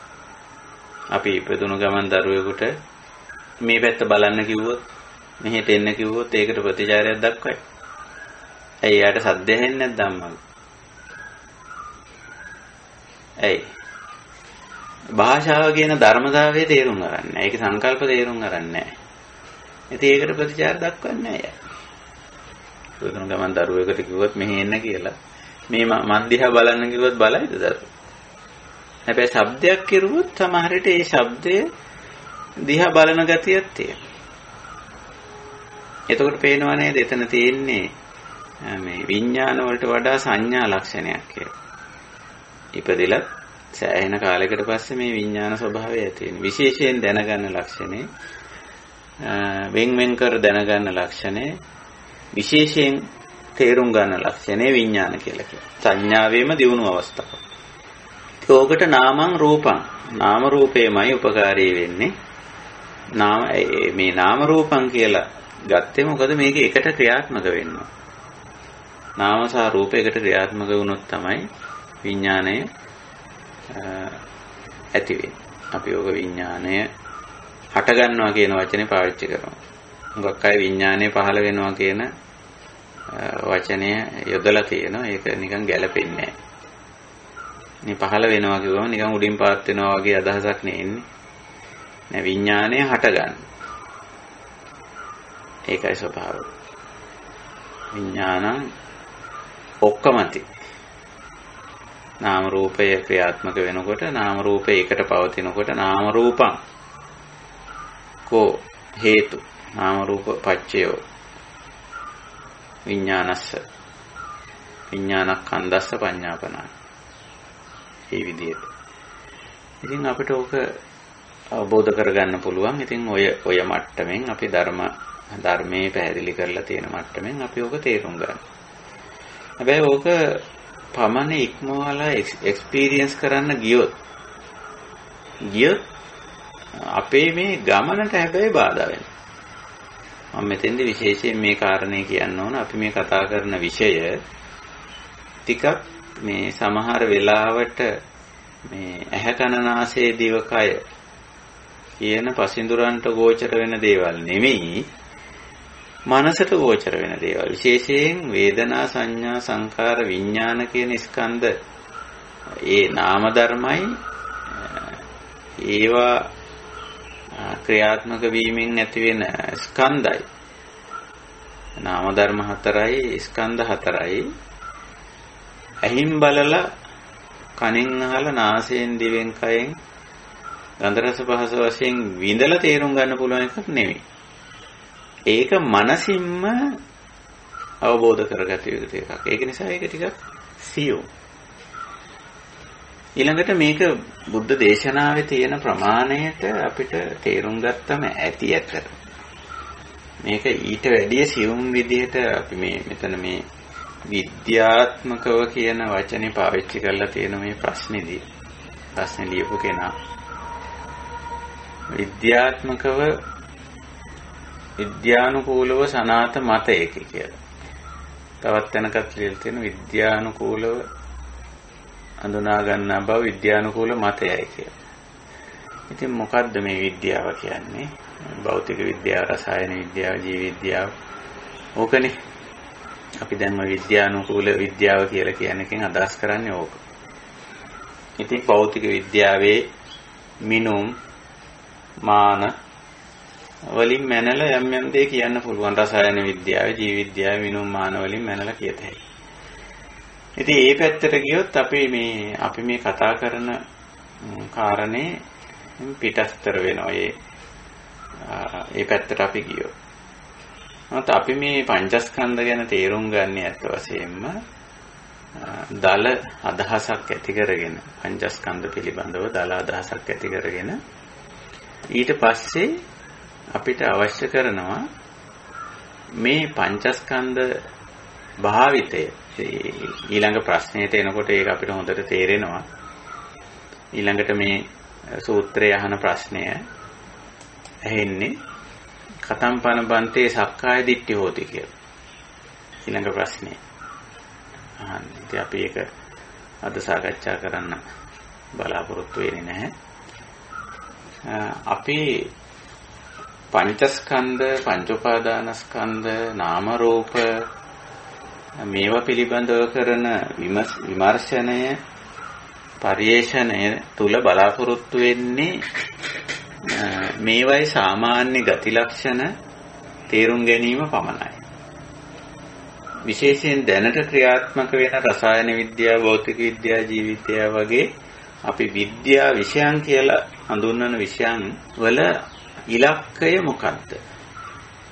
ඊළඟට අපි මේ කතා කරන ස්කන්ධ විභාගයේ ඉලක්කය මොකක්ද? මේකත් මෙතෙන්දි මම පොඩ්ඩක් මතු කරලා දක්වන්න කැමති කාරණයක්. එතකොට දැන් මේ ජීව විද්‍යාව, භෞතික විද්‍යාව, රසායන විද්‍යාව කියන විෂයන් වලින් හොයන්නේ මොනවද? ඒවයි අප්‍රමාණ ගැඹුරු පරිේෂණ කරනවා. ඒවයිදි කරන්නේ තවදුරට මේ රූප ධර්ම විශේෂයෙන් ජීව විද්‍යාවත්, භෞතික විද්‍යාවත්, රසායන විද්‍යාවත් නාම ගැන සෙවීමක් නැහැ. නාම ගැන සෙවීමක් නැහැ. රූප ධර්ම ගැනමයි සොයන්නේ. එතකොට ඒකෙදි උත්සාහ කරන්නේ මේ දේවල් වැඩි කල පවත්ව ගන්න, ඊළඟට ලෙඩ නොවි පවත්ව ගන්න, දි รา පත් වෙන්නේ නැතුව පවත්ව ගන්නේ කොහොමද? එහෙම නැත්නම් තව සුපිරි විදිහට මේක හදාගන්නේ කොහොමද? වැඩිපුර වින්දනය කරන්න පුළුවන් විදිහට මේක සකස් කරගන්නේ කොහොමද කියලා තමයි මේ පරිශ්‍රණය කරන්නේ. ජීව විද්‍යාව, භෞතික විද්‍යාව, රසායන විද්‍යාව ක්ෂේත්‍රවල කරන්නේ ඒක. ඉතින් එතකොට ඒ විද්‍යාවල පරමාර්ථය අපේ දහමට ඇත්ත වශයෙන් පටහැනි. පටහැනි කියන්නේ මොකද්ද? දැන් මේ සතර මහා භූත ගැනනේ මේ අපි කියන විද්‍යාව තුنين හැදෑරෙන්නේ. එතකොට ඒ හදාරණේකේ පරමාර්ථය මොකද්ද කියලා බලපුවාම මේ සතර මහා භූත වෙනස් නොවී තියාගන්න පුළුවන්ද? අන්න නිත්‍ය සංඥාවකින් වැඩේට බැහැලා තියෙනවා. ඊළඟට අපි කැමති විදිහට අපි කැමති තාක් කාලයක් පවත්ව ගන්න පුළුවන්ද? නේ? අත්ත් සංඥාව. මේක ලෙඩ නොවි මේ සතර මහා භූත ලෙඩ නොවි තියාගන්නේ කොහොමද? වැඩි කාලයක් පවත්ව ගන්නේ කොහොමද? සමහර ඒවා නොමැරී පවත්ව ගන්නේ කොහොමද? නේ? ඉතින් ඒක ලෞකික අර්ථයෙන් බැලුවම කෙනෙක් කියන්න පුළුවන් වැඩි කාලයක් පවත්ව ගන්න එක කොච්චර හොඳද? මේ භෞතික දේවල්. ඊළඟට මේවා මැරෙන්නේ නැතුව ගහක් කොලක් වුණත් මැරෙන්නේ නැතුව තියාගන්න එක කොච්චර හොඳද? මේ සමහර දේවල් වෙනස් නොවි පවත්ව ගන්න පුළුවන් නම් අපිට කොච්චර හොඳද? නේ?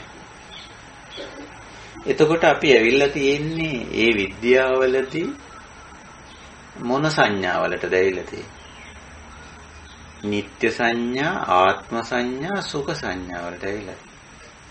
දැන් බලන්න අපි සකස් කරගෙන තියෙනවා මේ එයාර් කන්ඩිෂන් මැෂින් එක.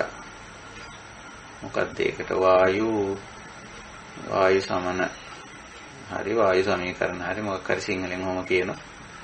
එයාර් කන්ඩිෂන් මැෂින් එක. එයා වායෝ ධාතුව මොකද අපි උත්සාහ කරන්නේ අපිට ඕන හැටියට පවත්වා ගන්න අපි භෞතික විද්‍යාවෙන් ගිහිල්ලා භෞතිකයේ හැසිරීම අල්ලාගෙන අපි කොහොම හරි මේකට මෙවලමක් හැදුවා.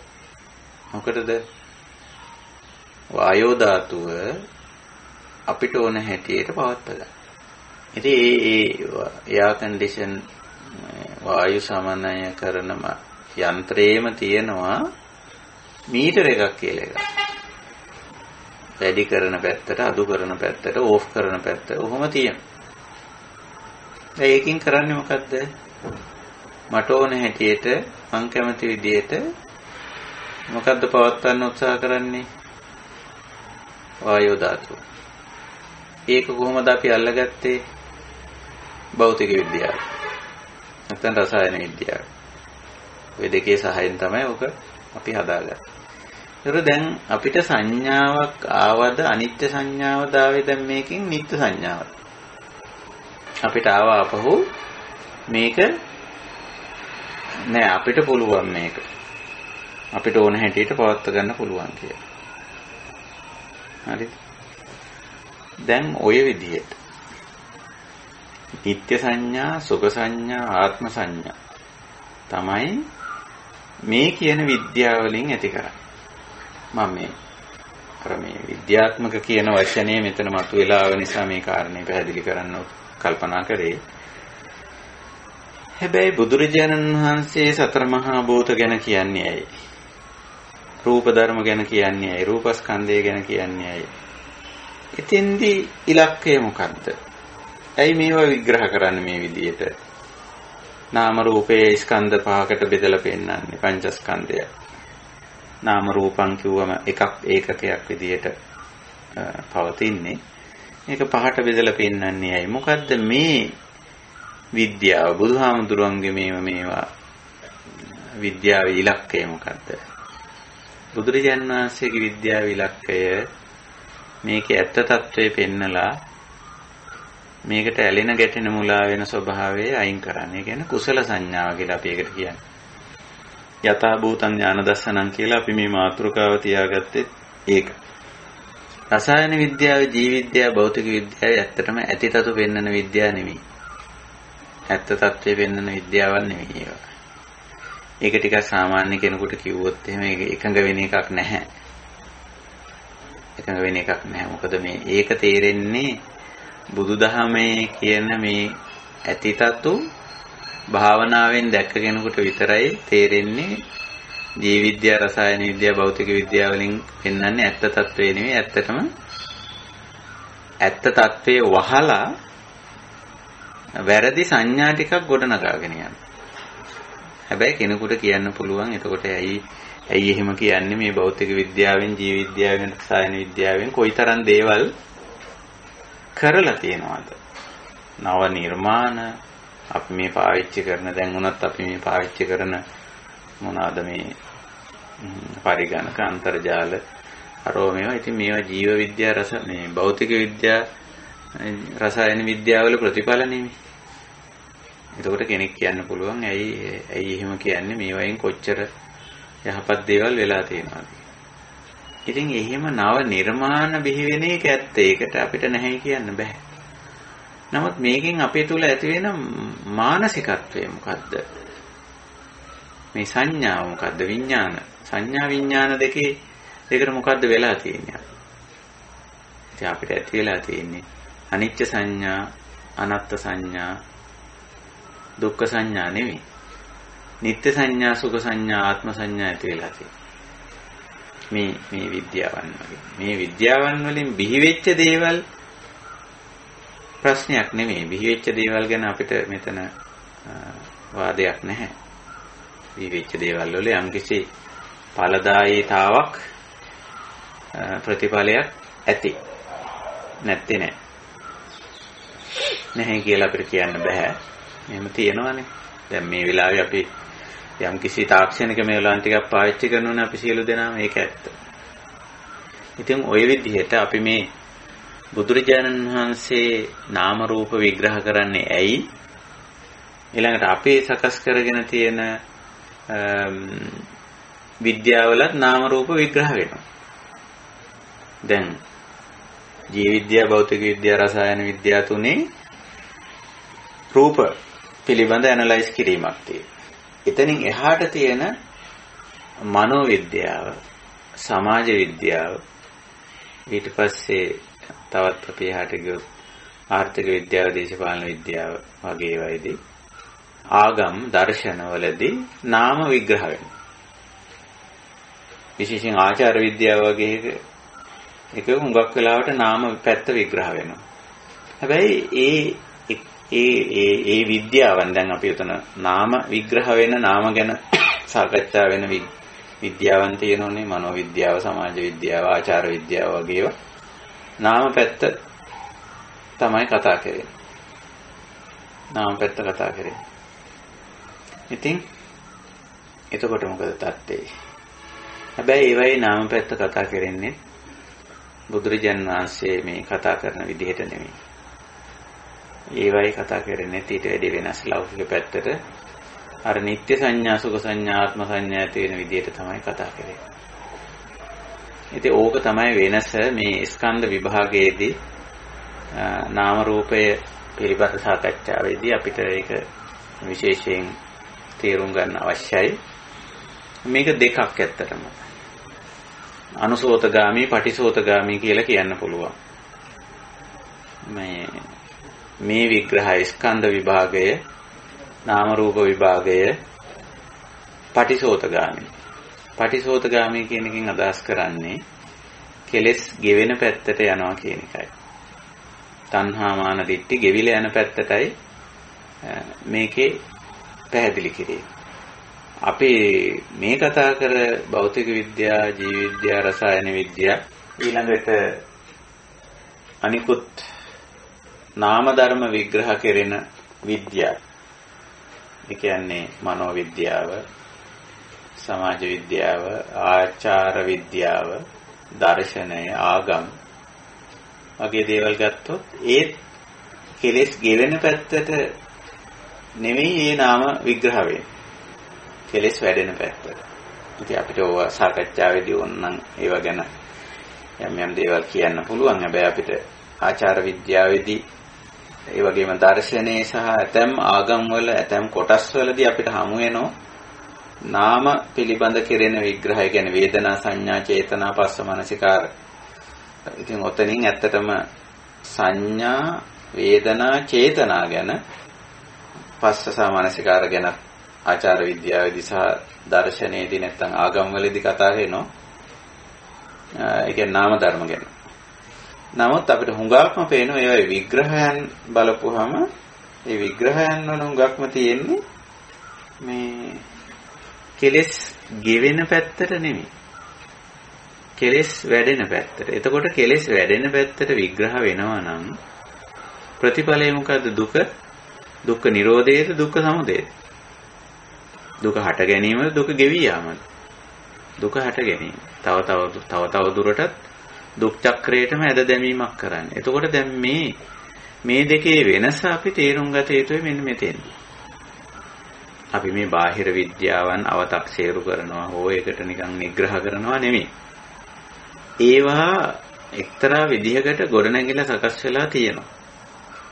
හැබැයි අපේ මේ ඉලක්කය දුක්ඛ සමුදයයි දුක්ඛ නිරෝධයයි දෙක ඉස්සරහින් තියාගෙන බැලුවොත් බුදුරජාණන් වහන්සේගේ ධර්ම විග්‍රහ නාම රූප ස්කන්ධ ආයතන පිළිබඳ මේ කරන විග්‍රහයන් ඉලක්ක වෙලා තියෙන්නේ කෙලෙස් ගෙවි යන පැත්තට. ඒ කියන්නේ අකුසල සංඥා, අකුසල චේතනා, අයෝනිසෝ මනසිකාර ගෙවි යන පැත්තට තමයි මේ බයි විග්‍රහයන් එන්නේ. අර විද්‍යාවන් අකුසල සංඥා, අකුසල චේතනා, අයෝනිසෝ මනසිකාර ඇති වෙන පැත්තට, ඒ කියන්නේ කෙලෙස් වැඩෙන පැත්තට තමයි ඉලක්ක වෙලා තියෙන්නේ. 100%ක්ම කියලා මම කියන්නේ. නමුත් සාතිශය බහුතරයක් ඒ පැත්තට ඉලක්ක වෙලා තියෙනවා. ඒක වර්තමානයේ අපිට ඒක උදාහරණ වලින් ඕන තරම් කියත හැකියි. ඉතින් එහෙමයි මේ දෙකේ වෙනස. එතකොට අපේ දුක්ඛ නිරෝධගාමිනී පටිපදා කියලා කියන්නේ අන්න ඒකයි. මේ දුක්ඛ නිරෝධයේ පිණිසයි මේ අපේ මේ විග්‍රහය යන්නේ. ස්කන්ධ ගැන, ආයතන ගැන, නාම රූප ගැන විග්‍රහය යන්නේ දුක්ඛ නිරෝධයේ පිණිස. කෙලෙස් පැත්තට නෙමෙයි නිකලෙස් පැත්තට.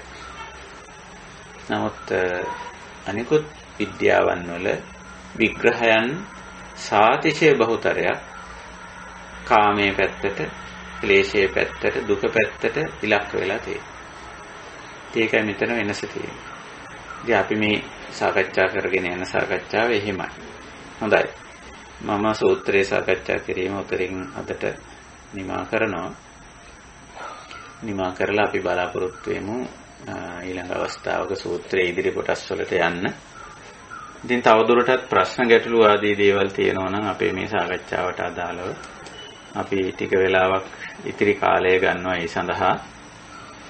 ඒක නිසා අපි ඉල්ලා සිටිනවා අපේ ධම් සභාවේ ඉන්න කල්යාණ මිත්‍රයන්ට අපි මේ කරන ධර්ම විග්‍රහය තුල යම්කිසි පැහැදිලි දෙයක් තියෙනවා නම් සැක සංකා සැකමසු දේවල් තියෙනවා නම් ඒව ඉදිරිපත් කරන්න ආදී වශයෙන් අපේ ධර්ම සාකච්ඡාවට සම්බන්ධ වෙන්න කියලා අපි ගෞරවයෙන් ඉල්ලා සිටිනවා මෙතෙන් සිට.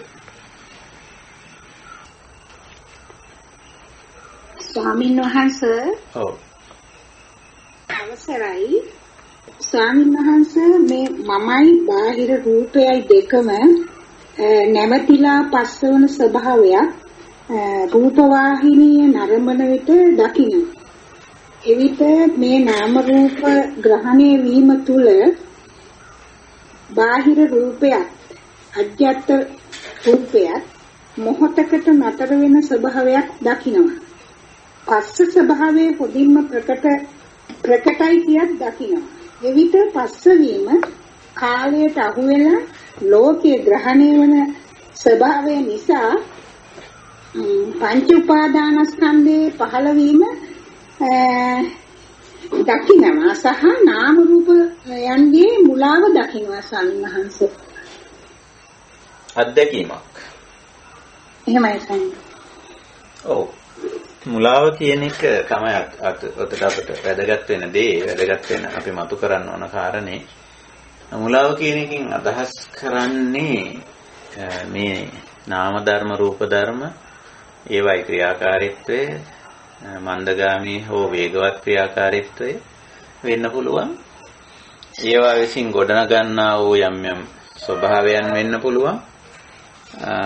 ඒවා ඒ මුලාව ඒවට ඒවයි මෝහන ස්වභාවය මුලා කියලා කියන්නේ එක්තරා ආකාරයකට මෝහණය කරන මුලා කරන ස්වභාවය දකින්නවා කියන එකෙන් අදහස් කරන්නේ සමහර විට මෙහි නিত্য නැති බව.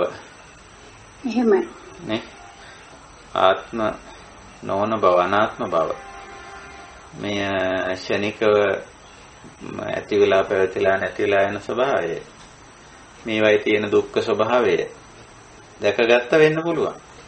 එහෙම දෙයක් නේ. එහෙමයි සයන්හංශ. ඔව්. මොකද ස්වාමීන් වහන්සේ මේ දැන් සතර මහා ධාතුන්ගේ ස්වභාවයක් නේ ස්වාමීන් වහන්සේ මේ නාම රූප එතන සියල්ලක්ම ගැලවිලා යනවා වගේ ස්වභාවයක් තියෙනවා ස්වාමීන් වහන්සේ. නාම රූප ස්වභාවය ප්‍රකට වෙනවා. ඔව්. නාම රූප පච්චය ඒ නාම රූප වලින් තමයි මේ අනිකුත් දේවල් අපි කියන ස්කන්ධ ආයතන ඊට පස්සේ සත්‍යෝ පුද්ගලියෝ ද්‍රව්‍ය භාණ්ඩ වස්තු කාලගුණ දේශගුණ ස්ථාන ආදී නොඑක් විදිහට මේ දේවල් මතුවලා එන්නේ. ඒවයි ඒ සාමූහික එකට ක්‍රියාකාරී වීමේ ප්‍රතිඵලයක් විදිහට තමයි අපි ඒවට මේ විදිහට නම් ගම් වශයෙන් හඳුන්වනවා. සත්‍ය පුද්ගලයෝ හැටියට, ද්‍රව්‍ය භාණ්ඩ වස්තු හැටියට, ස්ථාන හැටියට, කාලගුණ දේශගුණ හැටියට ඒවා අපි එහෙම නම් ගම් දීලා ඒවයි ගති ලක්ෂණ අනුව සමහරට ඒවට වටිනාකම් අපි දීලා තියෙනවා. ඊළඟට ඒව විවිධ විදියට භාවිතා කරනවා. ඒකනේ බුදුරජාණන් වහන්සේ ඔය ස්කන්ධ ගොඩ නැගීමේදී 11 ආකාරයක් දැක්ුවේ ඒකයි. ඉතින් ඒවා අන්තිමට අපි දකිනවා මෙතන තියෙන්නේ නාම සහ රූප. ඒ නාම සහ රූප වෙන වෙනම ගත්තත් ඒවයි අනිත්‍ය අනාත්ම ස්වභාවය අපිට ගැඹුරින් දකින්න පුළුවන් නේ. දකින්න පුළුවන්. එහෙමයි සයන්නා. ඔව්. එතන සම්පූර්ණ පංච උපාදාන ස්කන්ධෙම ගැලවෙනවා ස්වාමීන් වහන්සේ යථාර්ථය දකින්නකොට. ඔව්. පංච උපාදානස්කන්ධයේ කෙරෙහි තියෙන චන්දරාගය අර උපාදානය ගැලවිලා යනවා. ඔව්. ඒක ගැලවිලා යනවා. ඔව් ඒක හරි. උපාදාන නිරෝධෝ කිව්වේ ඒකයි. ඒ ස්වභාවය. ඔව් ඒක හරි. දැන් තේරෙනවා මේකේ මේ අර මායා කියන වචනේ මායාව හොඳටම පැහැදිලි වෙනවා ඒක. මායාකාරී ගතිය අපි ඒකට මේ මායාවට තමයි අපි නම් දීලා තියෙන්නේ වටිනාකම් දීලා තියෙන්නේ. ඔව්.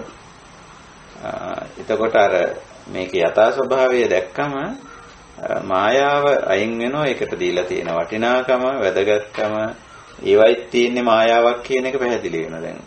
ඒ කියන්නේ ද්‍රව්‍ය කාලිකෝ භගවතු ධම්මෝ කියන එක ප්‍රකට වෙනවා සයින්සිට. ඒක හරි. ඒක භාවනාමය අත්දැකීමක් හැටියට අපි බෙදා හදාගමු. එහෙමයි සයින්ස්. උපහන්සේට ගොඩාක් කුසල් ස්වාමීන් වහන්සේ. පෙරවන් සරණයි. පෙරවන් සරණයි. හඳුරන්නේ මනාප වෙනකොට රාගානිසයකුත් අමනාප වෙනකොට ද්වේෂානිසයකුත් ඒක තරමකට තේරෙනවා නමුත් මනාප අමනාප කියනකොට එතන අවිජ්ජානිසය කියලා අර්ථ දක්වන්නේ ඒක පැහැදිලි කළ දෙන්න අපේ හඳුරන්නේ අවසරයි. මනාප අමනාප දෙක පැහැදිලි. නමුත් උතන කියන්නේ ඇත්තටම මේ මනාප අමනාප දෙක එකම අරමුණ මත පවතින ස්වභාවය තියෙනවා. දැන් අපි හිතමු උදාහරණයක් ඇටියට මම මේ සරල උදාහරණයක් කියන්නේ අන්න අපි ඇඳුම් සාප්පුවකට යනවා ඇඳුමක් ගන්න. එතකොට අපි ඇඳුමක් ඉතින් ඒ සේවකවරු ඇඳුම් අපිට පෙන්නපුවාම අපි කියනවා මේකේ මේ ඩිසයින් එක නම් හොඳයි මේ සයිස් එක හොඳයි ඔක්කොම හොඳයි. හැබැයි මම මේ මැටීරියල් එකට කැමති නෑ. ආදි වශයෙන්. එහෙම නැත්නම් කියන මැටීරියල් එක හොඳයි මේ හැබැයි මේකේ කලර් එකට මම වර්ණයට කැමති නෑ. මේ කොටසට කැමති නෑ ආදි වශයෙන් කියන. දැන් මේ එකම වස්තුවේ එකම ආරම්මනේ තියෙන ගති ස්වභාවයන් නිසා එකම ආරම්මණය කෙරෙහි රූපාරම්මණය හෝ ශබ්දාරම්මණය ගන්ධාරම්මණය තුල මනාප අමනාප දෙකම පිහිටන. එතකොට ඔතන එහෙම පිහිටන්න පුළුවන් ය කියන ස්වභාවය uppajjati මනාපං uppajjati අමනාපං uppajjati මනාපමනාපං කියලා ඕක බුදුරජාන් වහන්සේ විග්‍රහ කරන තැන විග්‍රහ කරන්නේ තංචකෝ සංකතං ඕලාරිකං පටිච්ච සමුප්පන්නං කියලා. තංචකෝ සංකතං පටිච්ච සමුප්පන්න. ඒක වෙන්න පුළුවන් හේතුඵල ධර්මානුකූලවනේ. එහෙමයි. එහෙම වෙන්න පුළුවන් එකම දේ තුල දැන් අපි පුද්ගලියව ගත්තත් සමහර වෙලාවට අපි කියනවා ඒගොල්ලෝ ගැන කතා කරද්දී යාගේ ඉතින් මේවට නම් මං කැමතියි හැබැයි එයාගේ මෙන්න මේක ඒකට මං කැමති නෑ කියලා. එහෙමයි. එකම පුද්ගලයා තුල මේක හේතුඵල ධර්මානුකූලව පිළිටන්න පුළුවන්. එතකොට අපිට බුදුහාමුදුරුවෝ ඕක පෙන්වන්නේ මනාපයයි යමනාපයයි මනාපමනාප දෙකම එකතැන පිහිටීමයි කියන මේක පෙන්වන්නේ තංචකෝ සංකතං ඕලාරිකං පටිච්චසමුප්පන්න. ඉන්ද්‍රිය බාධන සූත්‍රයේදී ඔක දේශනා වෙන්නේ. ඉතින් මේක අපි තේරුම් ගැනීම සඳහා මේ ඉදිරිපත් කරන්නේ නැත්නම් අපි අර මනාපය තියෙන තැනදී ඒක මනාපය ගැන කියන්නේ එහෙමයි තංචකෝ සංකතං ඕලාරිකං පටිච්චසමුප්පන්න. අමනාපයත් ඒත් එහෙමයි. මෙතන අර අපි අර කිව්වේ මේ ඡන්ද කියලා වචනයක් තෝරනවා කියලා තේරීමක් කරනවා කියලා. එතකොට මෙතනත් ඇත්තටම තේරීමක් තියෙන්නේ. අර මේ පුද්ගලයාගේ යහපත් ගතිගුණ අයහපත් ගතිගුණ කියලා දෙක අපි තේරුවා.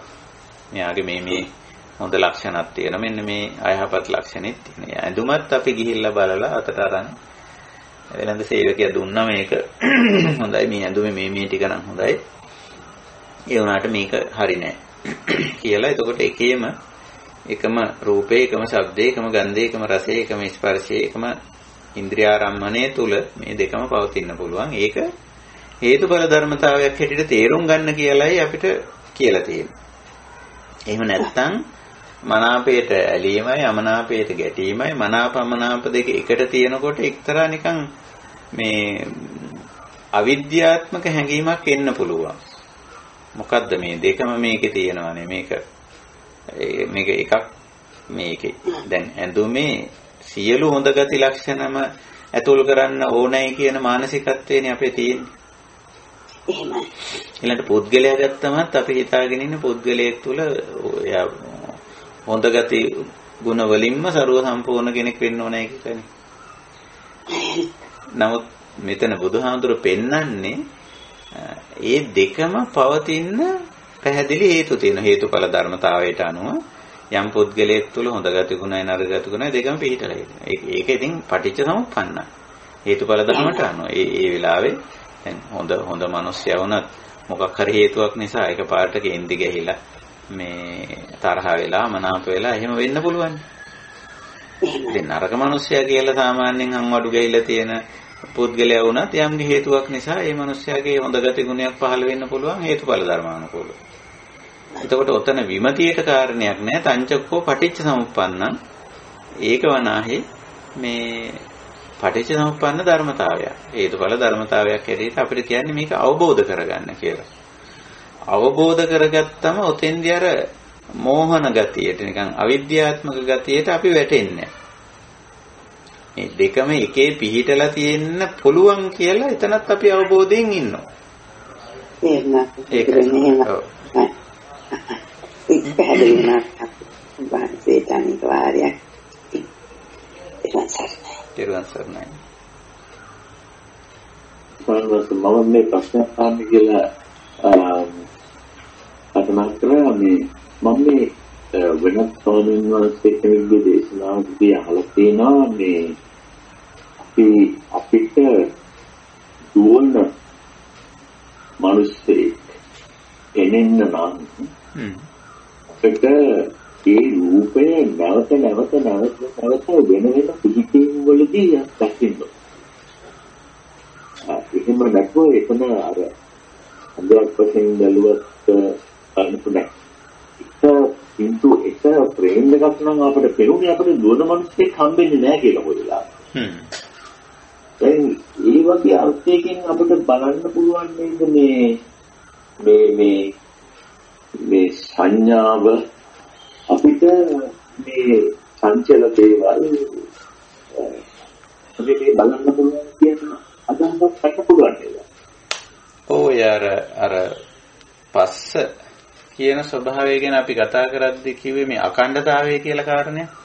ඔව් ඒ අදහස් කරන්නේ ඒක තමයි. දැන් විඥාන කියන්නේ ඔය එක සැරයක් දැන් මහත්ය කියන විදිහට ගත්තොත් එකවරක් පෙනීම වගේ අවස්ථාවක්. ඒක නිකන් අවදි වුණා විතරයි. එතකොට ඒ අවදිමත් භාවයේ අඛණ්ඩතාවයක් තියෙන්න ඕනනේ. ඒ අඛණ්ඩතාවයේ තුල තමයි අර මූවි අර චලනයන් ඊළඟ අවස්ථාවෙත් ඒක දැන් අපි හිතමු කෙනෙක් යනවා කියලා. එතකොට යන පුද්ගලයා කෙරෙහි අවධානය දිගටම තියාගෙන හිටියොත් නේ ඔහුගේ සියලු කායික හැසිරීම අපිට පේන්නේ. එයා වේගෙන් යනවා, එයා හිමින් යනවා, පැන යනවා, පොර ගහ යනවා කියලා අපි අර මේ යන ක්‍රියාවලිය සමස්තයක් හැටියට පේන්නේ. එතකොටනේ ඒක නෙවෙයි පස්සපච්චය පස්සෝ හේතු පස්සෝ පච්චෝ කිව්වේ සංඥා වේදනා චේතනා තුනටම. දැන් සංඥා වේදනා චේතනා තුනම ඇති වෙන්නම් මේකේ අර අරමුණේ අඛණ්ඩතාවය. ඒ පිළිබඳ අවධානයේ අඛණ්ඩතාවය තියෙනවා. ඒක හරියට ඔය මහත්ය කියන්නේ යන උදාහරණය වගේ. දැන් ඔය චිත්‍රපටයක අර ඉස්සර තිබුණනේ අපේ අර රෝල දුවන එක. දැන් තියෙන එක වගේ නෙමෙයි. ඒකේ තියෙන්නේ වෙනම අරන් බලපුවාම තනි රූප රාමු තියෙන්නේ. ඒවයි චලන රූප නෙමෙයිනේ තියෙන්නේ. නමුත් අරගේ එක දිගට ධාවනය කෙරුවම අර පැත්තෙන් අපිට චලන රූපයක් පේනවා. ඒ වගේ දැන් අඛණ්ඩතාවය එතනක් තියෙන අඛණ්ඩතාවයක්නේ. ඒ අඛණ්ඩතාවයේ තුල විඥානයේ අවධානයේ අඛණ්ඩතාවයේ තුල අපිට හඳුනා ගැනීමත් විඳීමත් සිතීමත් කියන දෙකට මුලපිරීම සිද්ධ වෙනවා. ඒකයි මේ පස්සෝ ওই පස්ස කියන එකේ ලක්ෂණය අන්නේ ඒක. අර නැවත නැවත මම හිතන්නේ ධර්ම දේශනාවේදී ස්වාමීන් වහන්සේ කියන්න උත්සාහ කරන්නේ නැත්තේ ඒක වෙන්නේ නැති කියලා මම හිතන්නේ. ඔව් ඒක තමයි මම කියන්නේ බහස් කරේ. අනිත් එක දැන් ඔය සම්බන්ධයෙන් මට අවශ්‍යයක් ඔළුවට නැගුණා මේ දැන් ඔය ඉත්තේ දිත්තමත් මේ අදහසට ගැන බැලුවොත් එහෙම ඒ අඛණ්ඩතාවය කපාගෙන කරන උත්පන්න තියෙනවා. නෑ. එහෙම දිත්තමත්තන් කිව්වම එහෙම දෙයක් නෙමෙයි. දික්ඨමත්තන් කියන එක කෙලින්ම කුසලතාවයක්. මෙතන අදහස් කරන්නේ නාම රූප වල ක්‍රියාකාරීත්වයක්. මෙතන අදහස් කරන්නේ මේ අඛණ්ඩතාවය කියන එක පස්ස කිව්වොත් එතන අවධානයේ අඛණ්ඩතාවය ඒක මේ අපිට ඕනනම් විරිය කළා වායාම කරලා යම්කිසි උත්සාහයකින් ඒක අඛණ්ඩතාවයේ තියාගන්නත් පුළුවන්. දැන් ඕකනේ අන්තිමට සතියට හැරෙන්නේ ඕක. සතිය ලක්ෂණය අරමුණේ කෙරෙහි තියෙන අවධානය අඛණ්ඩව පවත්වාගෙන යාම. ඒ පවත්වාගෙන යාම තුළ අරමුණ අවබෝධ අරමුණ තේරුම් ගන්නවා. අරමුණේ ස්වභාවය ගති ලක්ෂණේ තේරුම් ගන්නවා. අන්තිමට මේ ඒකේ අනිත්‍ය අනාත්ම ස්වභාවය තේරුම් ගන්නත් අරමුණ පිළිබඳ අවධානයේ අඛණ්ඩතාවයක් තියෙන්න ඕනේ. එතකොට සතියෙන් ගිහිල්ලා සම්පජඤ්ඤයට යන්න පුළුවන් වෙන්නේ වීර්යයෙන් අඛණ්ඩතාවයේ පැවැත්වුවොත් තමයි. ඒ විදිහට. ඒක අපේ කුසල පැත්ත එකක්. මේ ඒක අපේ විශේෂයෙන් වර්ධනය කරගන්න එක.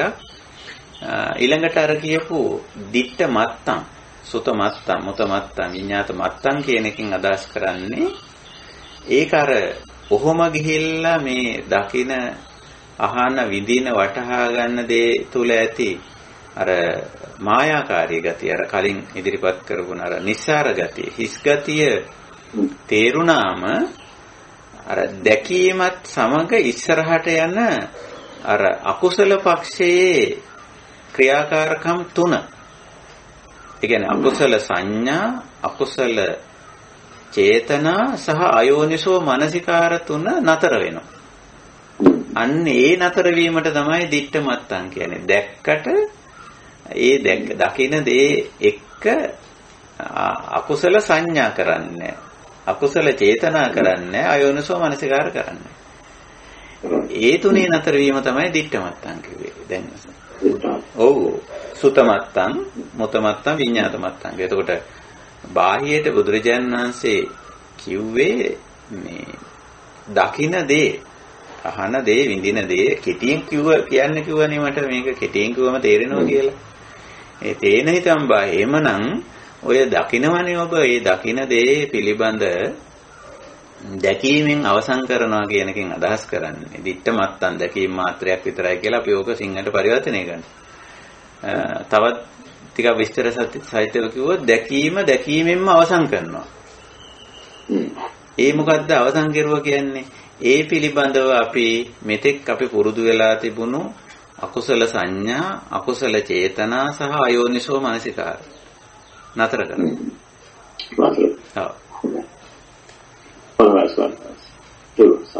තෙරුවන් සරණයි. හොඳයි එහෙනම් අපි වෙනත් කතා බහ කර යුතු දේ නොමැති නම් අදට ධම්ම හමුව නිමා කරමු. එතකොට අපි මෙහිලා මහා පුන්නම සූත්‍රය අපි ඉදිරියෙන් තියාගෙන මේ සාකච්ඡාව කරගෙන යන්නේ ටිකක් එක පැත්තකින් ගැඹුරු සාකච්ඡාවක් වෙන්න පුළුවන්. නමුත් අපි සීමාව තුල සාකච්ඡාව ගෙනිච්චොත් ඒ කියන්නේ මේ බුදුරජාණන් වහන්සේ අපිට මේ නාම රූප ගැන ආයතන ගැන ස්කන්ධ ගැන ස්කන්ධයන්ට උපාදාන වීම ගැන කරලා තියෙන මේ පැහැදිලි කිරීම ඔය මට්ටමින් තේරුම් අරගෙන ඒ හැම තත්වයක්ම ඒ කියන්නේ නාම සහ රූප හැටියට කතා කරද්දී අපි එහි අනිත්‍ය අනාත්ම ස්වභාවය, අනිත්‍ය දුක්ඛ අනාත්ම ස්වභාවය වටහා ගත යුතුයි.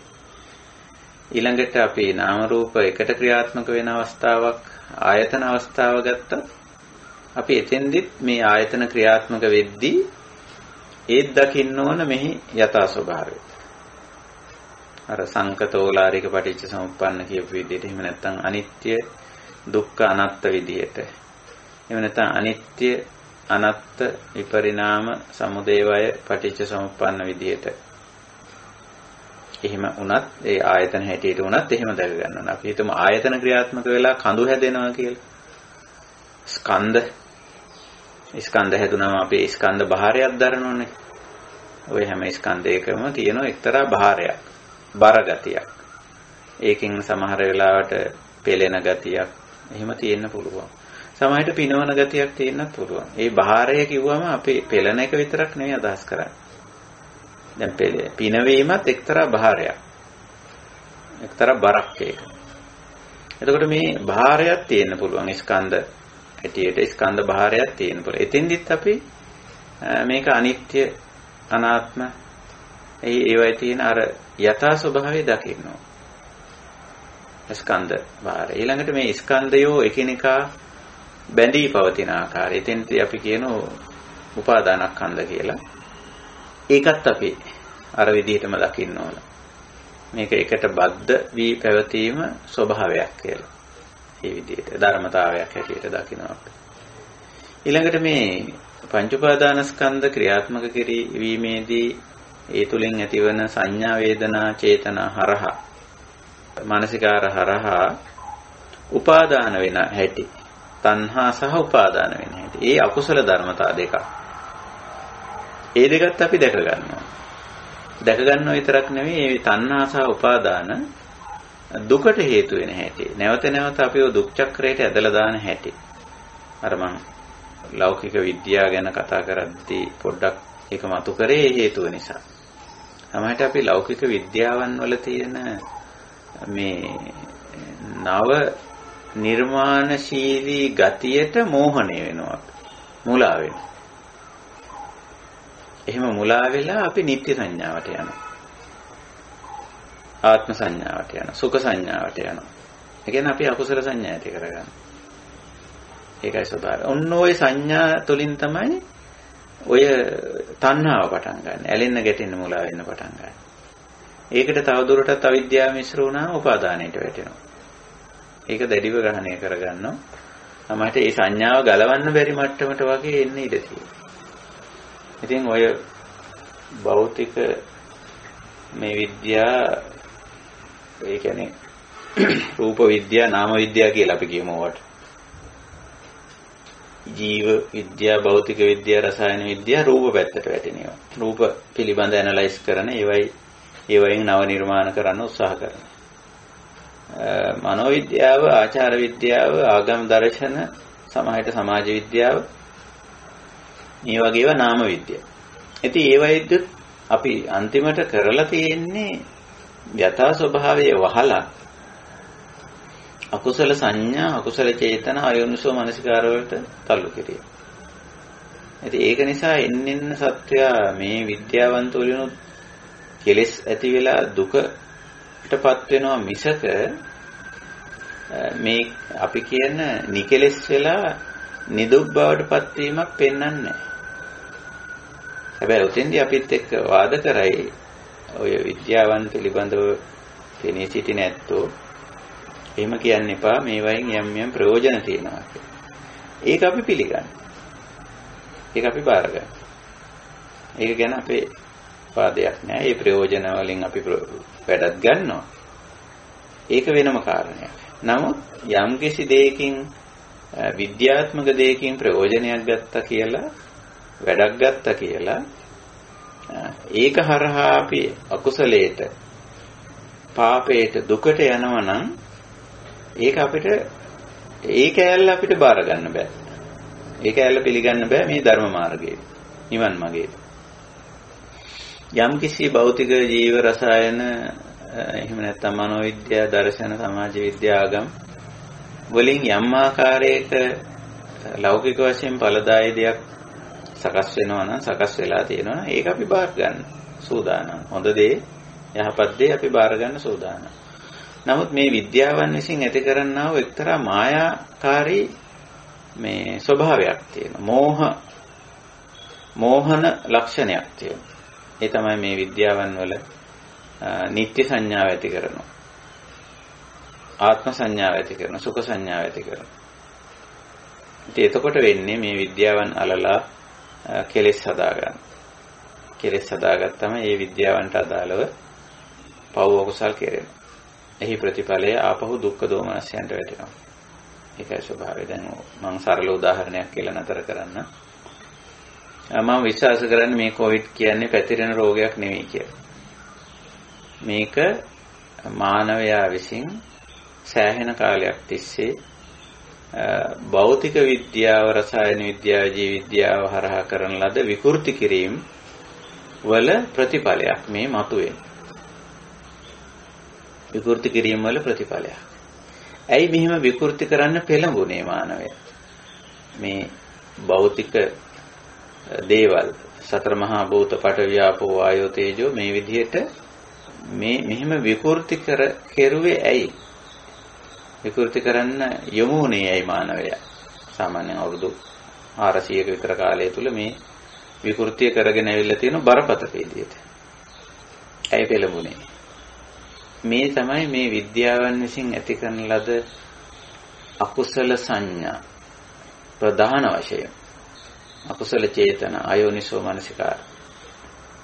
දැන් අද මේ ප්‍රතිඵලය උත්තර නැති රෝග මතුවලා ඇවිල්ලා තියෙනවා. ඉතින් මේක අපි හුඟක් වෙලාවට හිතන් ඉන්නේ බෝ වෙනවා කියලා. නමුත් මගේ විශ්වාසය මේක අපේ ශරීර තුලම මෙවැනි විෂ රසායනිකයක් නැත්නම් විෂ වෛරසයක් ඇති වෙන්න අවශ්‍ය කරන හේතු ප්‍රත්‍ය අපේ ශරීර තුල ඇති වෙලා තියෙන්නේ දැන්. ඇයි අපි අපේ ශරීර විකෘති කරගෙන තියෙනවා. අපි විකෘති ආහාර පාන ශරීරගත කරගෙන තියෙනවා. වායුව දූෂණය කළා ඒ අපි ඇතුළට අරන් තියෙනවා. ජලය දූෂණය කළා අපි ඒව දූෂිත ජලය ඇතුල් කරගෙන තියෙනවා ශරීරයට.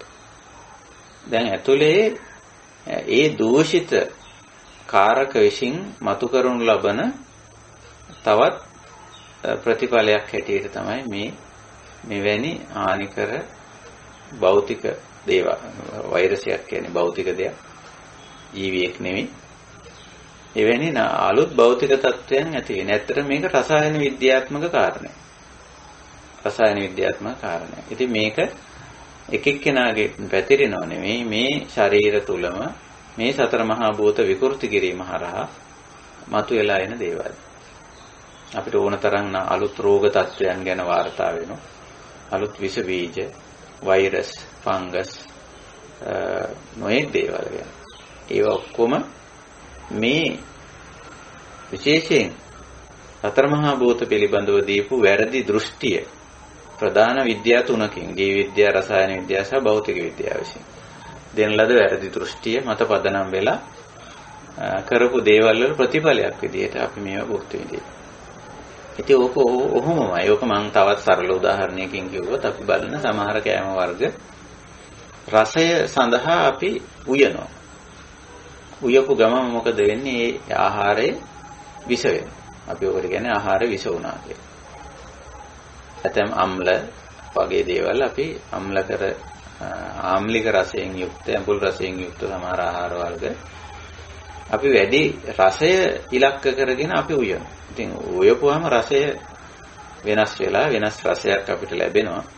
නමුත් අපි මොකද්ද කරන්නේ? අපි අපේ තණ්හාව නිසා හරි රසකාමයේ නිසා හරි මොකක් හරි නිසා අපි මේ ස්වභාවිකත්වයේ විකෘති කරනවා. ඒ විකෘති කරපු ගමන් ඒක ප්‍රතිඵලය අපිට හම්බ වෙනවා. දැන් වර්තමාන රෝග ලෝකයේ දැනට අපි බෝනෝන රෝග කියලා වගේක් හඳුනාගෙන තියෙන හැම එකක්ම රසායන විද්‍යාවේ, භෞතික විද්‍යාවේ, ජීව විද්‍යාවේ අහිතකර වැරදි පරිේෂණ සහ වැරදි නිෂ්පාදන හරහා නිර්මාණය කරගත්ත දේවල්. ඒක නිසා බුදුදහම පෙන්වන්නේ මේ විකෘති කිරීම කරන්න එපා. මේ විකෘති, ඒ කියන්නේ සතර මහා භූතවල විකෘති කිරිය නැතුව මනස විකෘති කරගන්න නැතුව කටයුතු කරන ආකාරය ප්‍රകൃතිය ඇත්තටම පෙන්වලා දෙන්නේ. ප්‍රകൃතිය පෙන්වලා දීලා ප්‍රകൃතියත් එක්ක අපි ප්‍රകൃතියට තමයි භූත කියන්නේ, යථා භූතය කියලා කියන්නේ. ඒක ඥාණයට දර්ශනය කරලා ඒ තුලින් මේ අපි නිකන් හදාගත්ත ගැටලු, අපි ඔකට කියන්නේ සංඛාර දුක්ඛ කියලා. හදාගත්ත ගැටලු වලින් මිදෙන්න මඟ පෙන්වීමක් මෙතන කරන්නේ. ඉතින් මම හිතනවා ඕක තමයි මේ අපි තේරුම් ගන්න ඕන කාරණේ. ඉතින් මේ ස්කන්ධ ධාතු ආයතන නාම රූප පංචස්කන්ධ පංච උපාදානස්කන්ධ මේවා විග්‍රහ කරන්නේ ඒ සඳහා. තව තව ගැටලු ඇති කරගන්න නෙමෙයි. තව තව කෙලෙස් හදාගන්න නෙමෙයි. ඒ තුලින් ගිහිල්ලා තව තව දුක් ගොඩ ගහගන්න නෙමෙයි. පුළුවන් තරම් දුක්ඛ නිරෝධය පිණිස නිකලෙස් බව පිණිස කරන කාර්යයක් මේ විග්‍රහය. ඉතින් මම හිතන්නේ මේ විදිහට තේරුම් ගත්තොත් අපිට මේ ධර්ම සාකච්ඡාවෙන් යහපත් ප්‍රතිඵලයක් ගත හැකියි.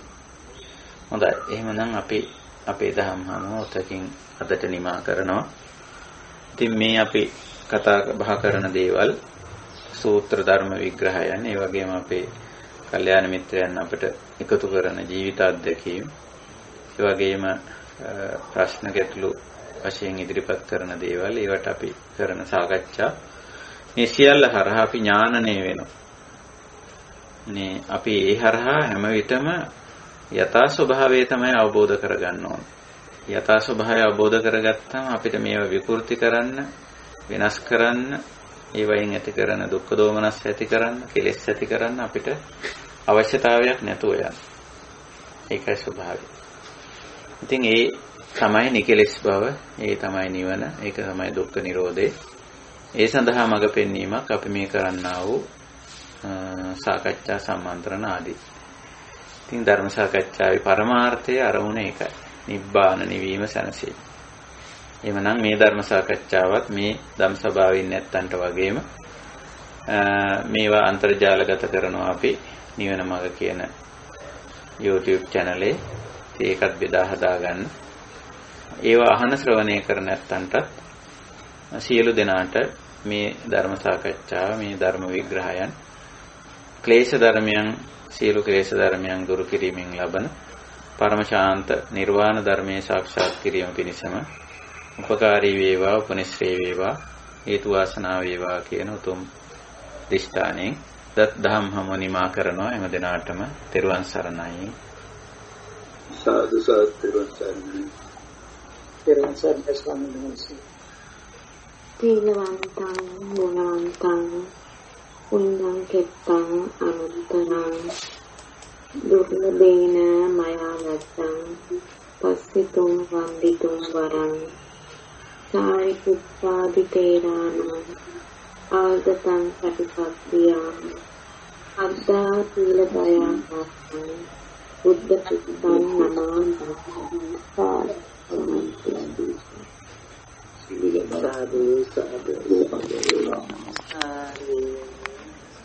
තෙරුවන් සරණයි. සුවපත් වේවා. තෙරුවන් සරණයි.